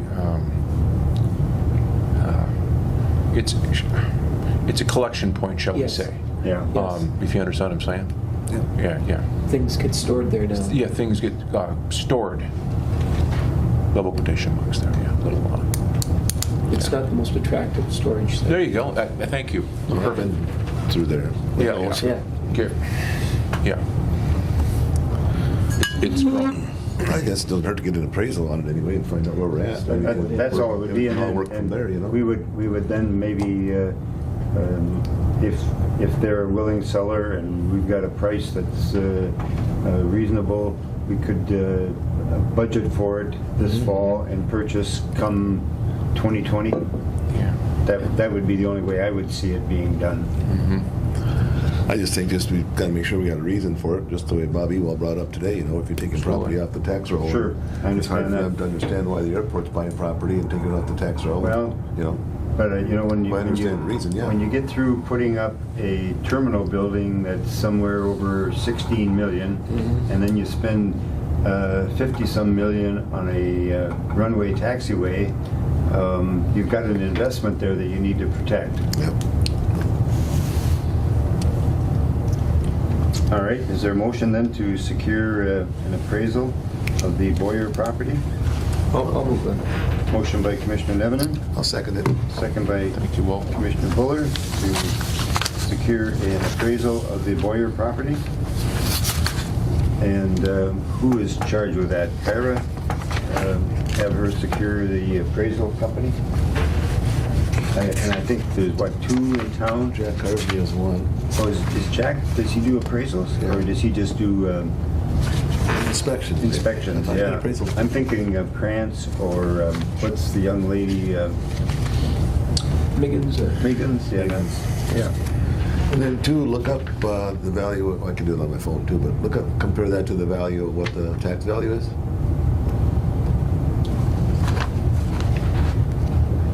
All right. No further discussion. All those in favor of the motion signify by saying aye. Aye. Aye. Those opposed? Motion is carried. Thank you.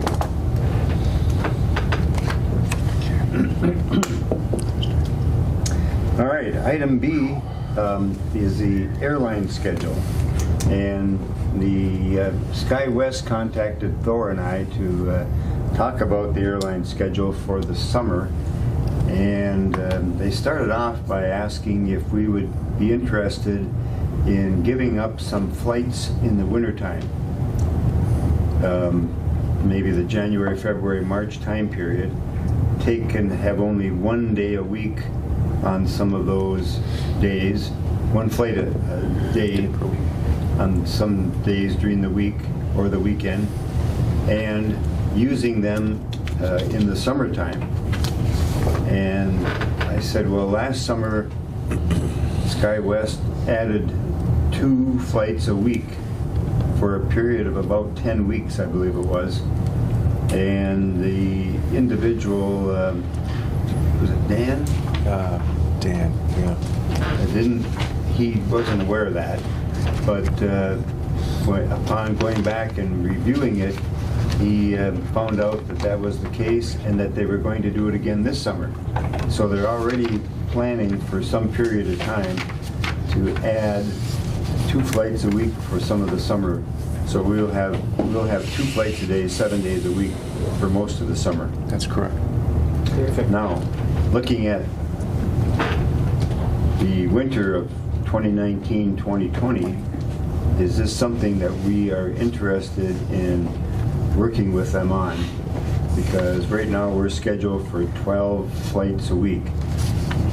So if we gave up 2 or 3 days for a couple of months, maybe a total of 12 weeks, we'd have 36 days we could add in the summer. I don't know.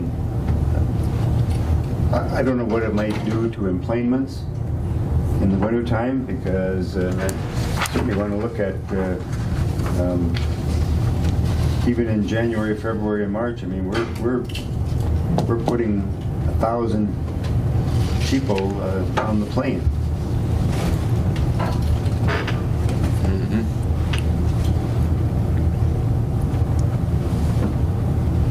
It's a double-edged sword, obviously, and talking about quote unquote the terminology, the shoulder months, or you're adding flights for 90 days, in essence, looking to increase those numbers during the peak season. But then the offset, as Bob is pointing out, is that now we already have some challenges, and we know the details. Thank you, guys. We know the details, and we've discussed so many times that there's always a discussion about an earlier flight, et cetera, but the facts are stubborn things. The numbers are there. We're still increasing our payments, et cetera. So now you're taking the possibility of, all right, now we're going from a 11 a.m. departure, which affects a number of folks. Now there's a strong possibility of eliminating that whole flight, which would add another day, of course, to their travel, et cetera. So it's a delicate issue. It's a delicate decision. Yeah, once people know, kind of get the feel of the schedule, they kind of adjust themselves You bet. to that. And if you look at our employments, probably our 2 weakest months are April and November. Yes. But Historically. And I don't know that you can reduce enough flights to come back and make a real improvement in June, July, or August. I think too, being totally understanding of the people with the current issues with the scheduling is, those are the folks who are utilizing the airline on a regular basis. Okay? Yep.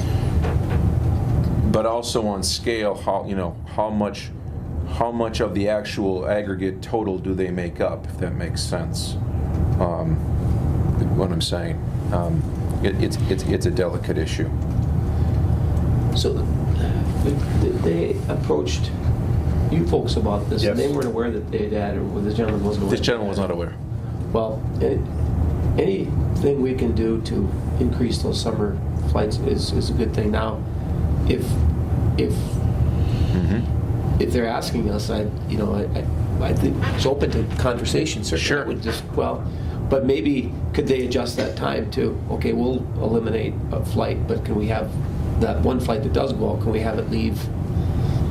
Is that a negotiation, or is that a conversation that they'd be open to? And I think, if I may, Bob, Please. we had that discussion. Yep.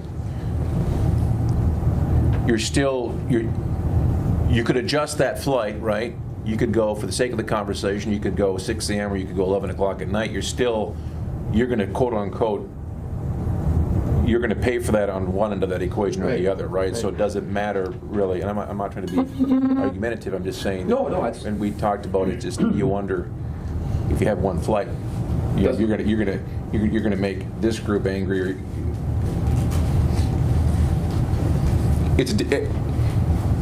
too bad they wouldn't offer us both. Great, they could add another one in the summer, and let's. And were they specific about how many months or they would impact in the winter? No, they were just willing to, I think, any number of days that we would be willing to give up a flight during the slower period. And so I guess you'd have to take a kind of look at it and say, well, Just January, the high employment numbers, the months. January or March or April or November or December, you might give up some, I don't know. And if you do give them up, do you hurt that month, and do you really gain in the summer? Right, yeah. That's the gamble that we have. And in that, where is the law of diminishing returns, right? Like if you're going to,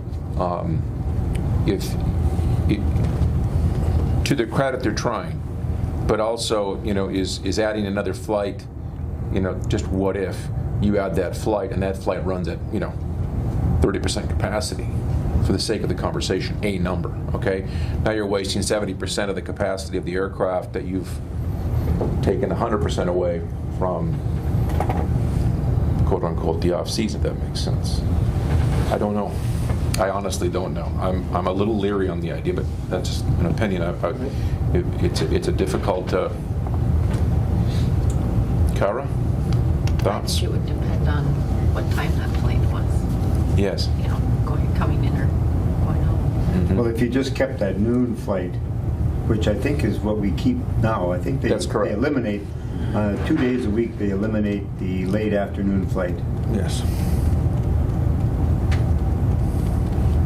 And so you'd be eliminating that late afternoon flight a couple of more days a week and adding it back in the summer.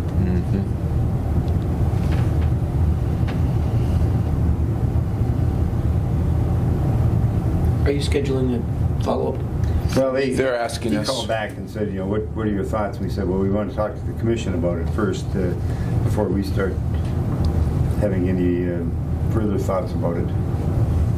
How full are those late afternoon planes? They're How full. Are they full? Yeah, in the summer months, they're Yeah, full. I mean, in the wintertime. No, they're not full. No. It's the weaker of the two in the afternoon. Yeah. It's the weaker of the two flights, so you don't have that many people.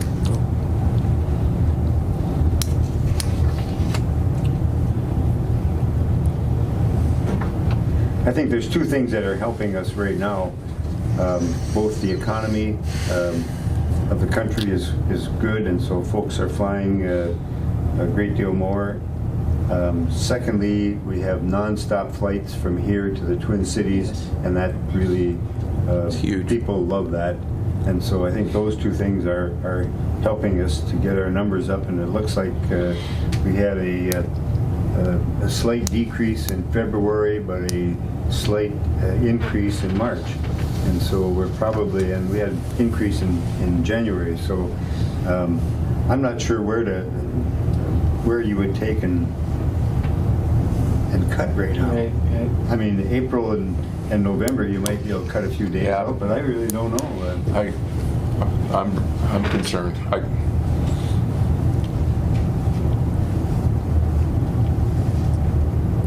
I'm all about them looking at their models, and they think, and frankly, maybe accurately, to a degree, that they think this is going to increase employments, okay? But you're still affecting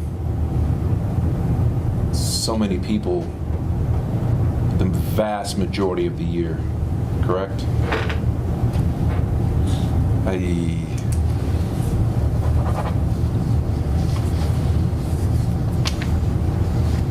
Well, I think I would send him a copy of the employments right now, and just show him that the only 2 months that are really kind of considered weak are April and November. We don't know that there's enough. I think it's my belief that we could gain if that afternoon flight was just a little earlier. Yes, know? that's the key. It departs here, what, 5 or 5:30 now? Yes, yep, 5:15, yeah. Yeah, if they bump that baby up an hour, my belief is that would greatly enhance. Yeah, that's the key, is to get into that evening bank.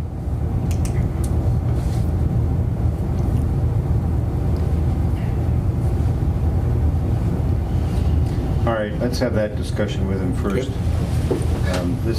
We've got until the end of the year anyway before we're gonna, I mean, they're gonna wanna know some months ahead because they need to publish their schedule out there, but I don't see us moving before the next month or two anyway.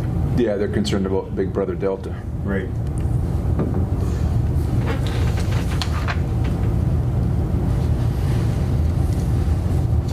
All right. Took care of the admin contract. We'll go to the manager's report. Yes, I'll be brief, try my best. Recently, we completed our recurrent fire training, went very well. Add on to that, Wade Boyat, who is the owner of the company that we use for fire training, he'll be receiving a reward at the MCOA meeting in Wilmer. It was brought to my attention 4 or 5 months ago by Sean Grimals at Hibbing about the airport group. The managers group thought that Wade should be put for an award for excellent service and support, and I wholeheartedly supported that and helped draft the letter. And so, a very good person will be receiving a well-deserved award at Wilmer. So that's fantastic. Holly Petrosky has contacted me about they're looking at they'd like to have a recycling bin, double quotation marks, at their location. I have not worked up the details with her yet about how large of a bin, where, etc. Is it for her people alone? I can coordinate that with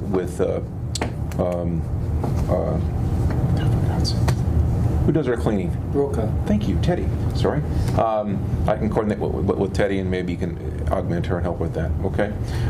We've discussed the MCOA meeting coming up. It should be an interesting meeting as frankly, with our last, the numerous FAA meetings, but the last one we were involved in, we were told by one of the upper echelon of the FAA that, I quote, that Wilmer is all about International Falls, what Lindsay said. So we'll be there and hopefully giving good representation and very happy to see that SCH and the team was awarded fantastic. Interesting sidebar story. The water is frozen in our SRE building still, which is fascinating. It's not the first time we've had the issue. We've the last quote-unquote great frost year, which was what, 5-6 years ago. The water line did not unthaw until June 7th. So it's just interesting. Nope, not an issue, not a problem. The other night, I quote-unquote the other night, Paul, what night did you call me? Was it a Thursday night, or was it the night of the C-130? Yeah. Yeah, maybe a Thursday. That'll work. Yeah. So here, the distinctive sound of a Hercules C-130 aircraft, big machine, shooting approaches at the airport. And generally, no complaints. It's wonderful. We love to see them. They'll shoot maybe 1 or 2 approaches, and they'll do a full approach, which means that it's a 15-minute cycle. They were shooting numerous approaches in a very, very tight pattern, and I was at home and the phone began to ring. One of them, my good associate Paul, said, "Hey," I love how he called me. He said, "What's going on?" So anyway, my concern was that because we work with the Guard, FAA, work with the rescue groups, that if they're looking for an emergency locator transmitter, someone, their EPIRB is going off, they've gone down, etc. They usually contact us immediately via the phone at the office or my cell phone. Nobody called, so I told Paul, I said, well, let me call Minneapolis Center. So I called Minneapolis Center. I said, hey, this is Thorn International Falls. I said, we have a HERC up here, and the guy said, yeah, you do. And I said, do they need help? Need assistance? I mean, do they need help tracking ELT? He said, let me yell. So I could hear him talking to the gal working in our sector, and she asked them. I could hear the whole conversation on the phone. Hey, you just shooting approaches? Looking at ELT? Nope, just shooting approaches. Great. So yeah, so it worked out well, and it's fun. And from my perspective, it's wonderful. And some folks get a little uptight about the noise and the vibration, which is fine. Do we know where it was from? Minneapolis, out of Minneapolis Guard, yeah, out there. Good news, / interesting, bad news, not really bad. Our antenna for the ILS for runway 13, fabricated, made, and shipped last week. And I don't want to get too cautionary, but apparently it's been lost in shipping. Oh. Right. So we're looking for what's been happening through the construction phases, of course, and no fault of Steve or Rick's, is some equipment that is supposed to be sent to us gets sent to them, or vice versa, and we work very well with them, obviously, and so we contacted Rick right away. Have you seen this in the box? And the box is a relatively large box. It's about 3x3, 4x4, and about 12 feet long. Very well constructed, very well protected. Cardboard. Plywood and 2x4/6 construction. So we're waiting with bated breath to get it into our possession. As soon as it does, we'll work with Ernie Leon, who maintains our LS, and we'll install that. And I will use Ernie's expert also in installing our new runway control lighting analog system, which I'm quite excited about. So we'll get that done. So this is one of the 8 that exactly are on the end. Yep, it's specifically, it's right here. Literally right there, yeah. Okay. On that end. So yeah, so we'll get that up and running. As soon as we get it running, we'll take note of them off, and we'll have a full approach feature on the 13N. You saying you found it then? We found it. Oh yeah, I forgot. Well, so if we find it, yeah. Let's clarify. If we find the antenna, yeah. But we found the problem. I'm sorry. Okay. Because we did the tour, we didn't know the problem, did we? Yeah, that's true. Didn't find the antenna though. That's true. Okay, what else do I have? Hotel. Once again, I can't through this event, I can't say enough good things about Steve and Rick and the whole SEH team, and Coors was so helpful with the customs situation, and boy oh boy, and Jason and Shan, that's some really good work. That's impressive in my opinion, and we're fortunate, I believe, to have them all on the team. It's everybody seems to be interested in pulling on the same end of the rope, which is wonderful. But other than that, nothing Very more. good. Thank you. Questions for Thor? Thank you. Move to the secretary's report.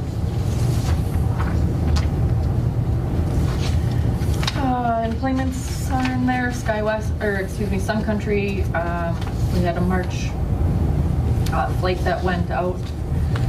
And then we also have one that's going here this week. We just had 27th? Yep.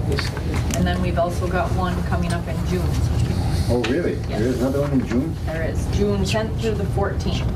And you'd think they'd look back and see that they had 40 people get on. I mean, who wants to go to Laughlin when it's 110? And you got Rainy Lake. So that's my thoughts. And so then that brings me to the marketing piece. There's a couple of different radio ads that we did over west of here, the War Road, Badette area. I don't know if we want to do a few ad spots in there pertaining to the June Laughlin flight, or how to best get that word out there so we can try to get the plane somewhat filled anyway. Well, I think we should, if we've got some dollars available, we should advertise in War Road to that area. Right. If that's flights available. Do we want to do the same that we did previously, or there's a couple of emails in the packets. One was 30-second spots, $10 a spot. They discounted it to 8, so it was $400 for 50 spots. And then the other radio station, we did $450 at $9 per spot.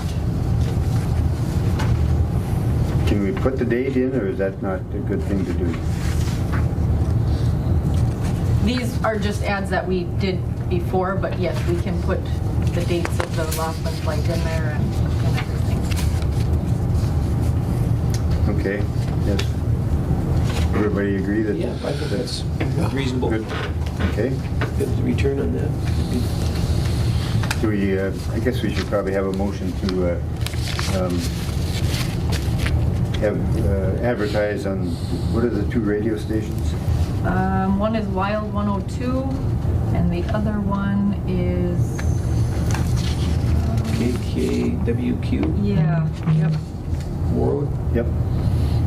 All right. I'll move on that. Motion by Commissioner Neverman. Second. Second by Commissioner Buller to advertise the the Sun Country flights. And it also advertises our airport for upcoming flights with Sun Country. Discussion? All those in favor of the motion signify by saying aye. Aye. Aye. Those opposed, same sign. Motion is carried.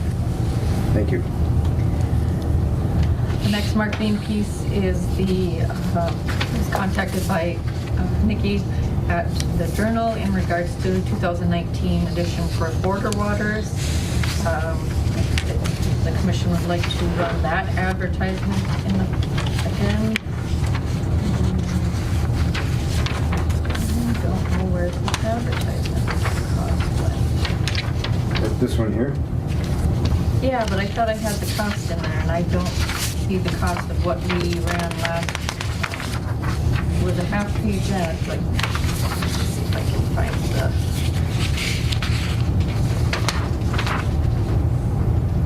cost of what it was.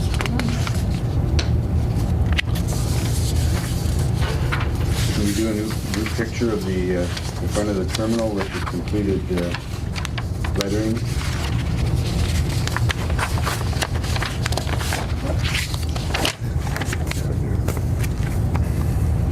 Okay, your pleasure with doing the Border Waters ad? And the half-page ad was $810. Okay. And that's the same pricing? That's the same pricing as last time, yep. Yeah, it's pretty good distribution too. I move on that. Motion by Commissioner Neverland. Second by Commissioner Buller. A second, yeah. to advertise in the Border Waters magazine for $810 for a half-page ad. Discussion? All those in favor of the motion signify by saying aye. Aye. Those opposed, motion is carried. And approved. Thank you. The next marketing piece I have, or request was from for Pause. They are questioning if they could put an ad on our digital advertisements, and then that would be at no cost to them. It would be, that cost would be the donation to the Cause for Pause.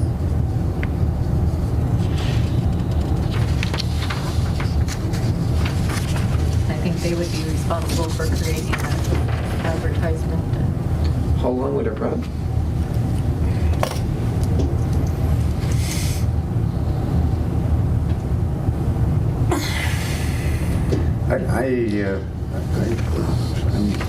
I guess concerned. I got a problem with that too. It's just, Well, I think you start with Start at one. when do you stop? I Yep. mean, yep. we have to, I mean, it gets to be a contribution, and we're not in a position to contribute. No.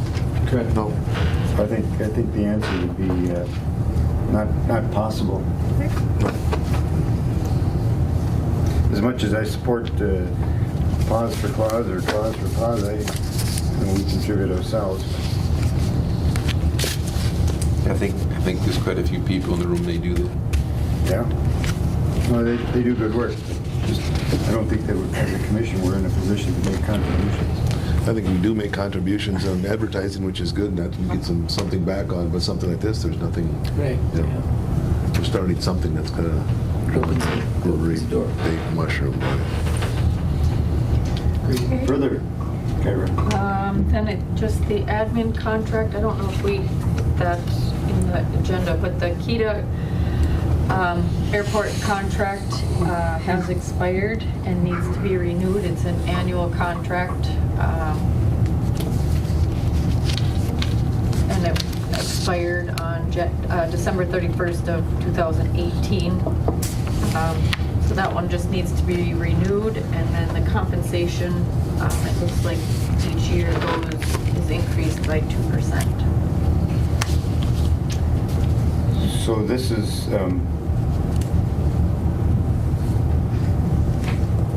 contract is for you, for Kita? The services I provide, that's with. Oh, it's your services. Right. Yep. I'm sorry, okay. And so it's got a 2% increase? Yes, so it would, currently it looks like the airport is paying $29.23 for this year. And an increase of that.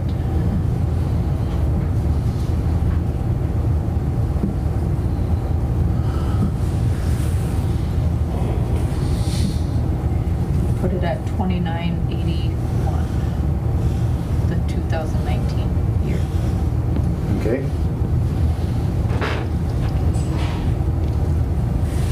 So move. Okay, Commissioner Fuller moves, and I would second that motion to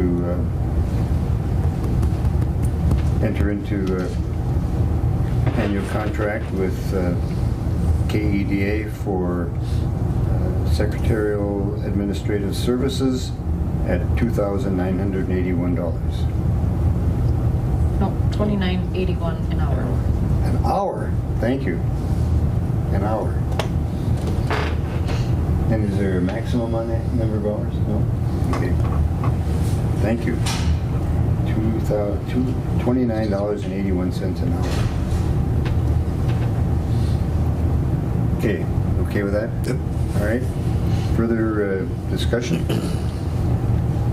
All those in favor of the motion signify by saying aye. Aye. Aye. Right. And you're going Appropriate to to abstain? You're going to abstain. Motion carries with 2 for and 1 abstention.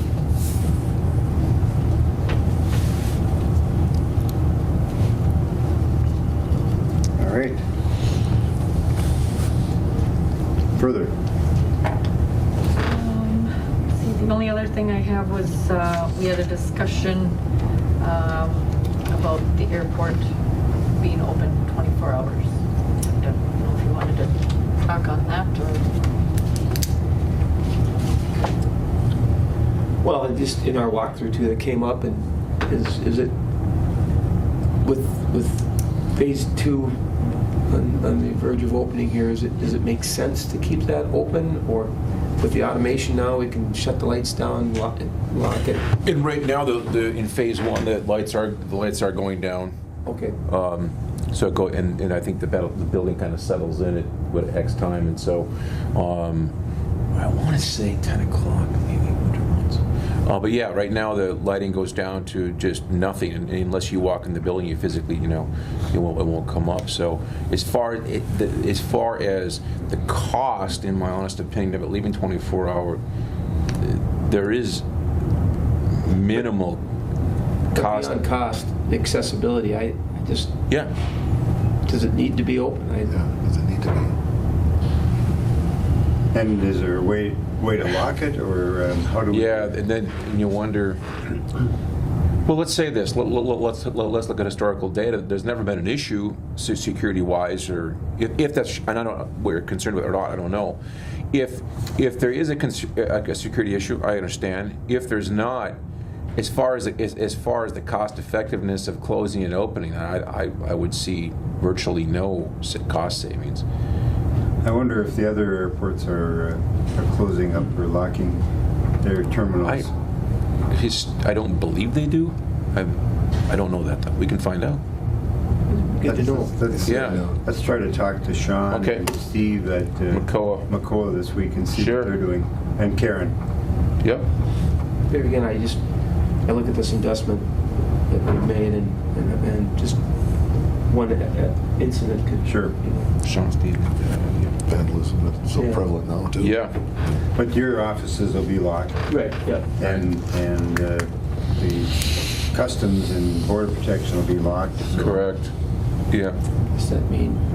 And we've never had the security coverage we have now as far as cameras. Right, and we're going to have more cameras now. Yeah. In the change order that we approved. So. Right. So if Kara comes to work late or something. So let's see what others are doing, and we'll come back and visit that again. Keep that on the agenda. Further, Kyra? That's all I have. All right, thank you. Commission members. Commissioner Buller. I just thought of something afterwards when they were talking about closing 103. 108? Or 108, I mean. Yep. We can't close it anyway because it's a county state aid road. So it's, it just changed that status, I think, probably about, I've been gone for 4 years now, for probably 5-6 years ago. Yeah. They put state aid status on it. So that would have to go through the county, through state aid. I mean, it would be, they'd have to take the miles off of it and put them on someplace else, and then they'd have to put it back on again. And, so it's a long process to do it, and it was nice that, just so you got some answers if you do get approached again about it, because it is a county state aid road, so it's a higher status than just a county road that could just be abandoned. So. And what drew their interest, or the neighbors' interest, was in the minutes, the last page, the first item, Commissioner Pavlik, if there was interest in vacating County Road 108, and that was going to be the case, we should have Joe Sutherland come and discuss that with the commission. Yep. I don't know that we ever answered him, and obviously word got out that raising concerns with the neighbors. So. So anyway, just that's all. Thanks. Okay. Perfect. Thank you. Commissioner Nevin? No, I just. Again, just good work by the entire team. There's a lot more complexity even in the land acquisition than. Whoa, that's fascinating. It's good to have those folks. It's interesting. Those partners and the SEH team, and congratulations to them. And you'll be attending McCoa. Yes. Yes. Chairman. Yep. Going down tomorrow night. Good. Look forward to getting a report there. But I just want to thank Kyrie too for all the work that she's been doing. Absolutely. On some of these FAA meetings and customs meetings, and there's not always a lot of direction on proceed with some of this. Good work. All right, thank you. I just would bring to your attention again the bill that is made that's in before the legislature on the 1 billion, and whether or not we'll be successful on that remains a question. Secondly, put together just a short report on the passenger facility charge meeting that we had with Congressman Stauber and discussions with him. So see if that generates anything. I guess I think the Mr. Ewald's point that we ought not to be buying property, or the questions of whether we should be buying property, I think this is a good move for the airport. I think it really does protect the airport. Hopefully, we don't have others building that close to the airport, so that they becomes an issue. It never has been a real issue with the Schobergs. Yeah, we would have. Sometimes we've had a few noise complaints, but other than that, they've been generating the noise. So I think it's a good investment and a good place for the balloon launch. And I should have shared the discussion about the balloon launch, is that we would end up moving the balloon facility again in the near future. Yes. In the expansion. I know we will. Yeah. And so it was a good move, and I was, I should have picked up the ball there. It caught me a little off guard, frankly, but just the expansion to the southeast along that taxiway is inevitable. That's going to happen.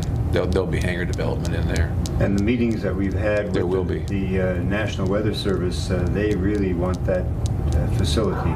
They find it very, very helpful. So Absolutely. So will we be building them a brand new one then? no, Gonna just gonna move be this moving that over? one. Moving it. Okay. Moving it. Putting a new base in and moving that facility over. I hadn't heard about building one, that's why I asked. I thought, okay, good. All right, so our next meeting is scheduled for May the 22nd, and 8 to lots to noon. happen in between.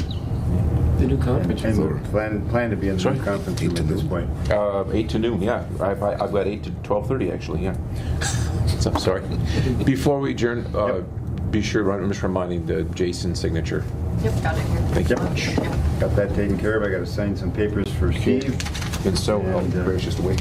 And Kyra has pictures of the new conference room table that Oh, was do you? built locally, and boy, does that look sharp. That was I think a real good move to do that locally. Good building. Is it Sheldon Zook.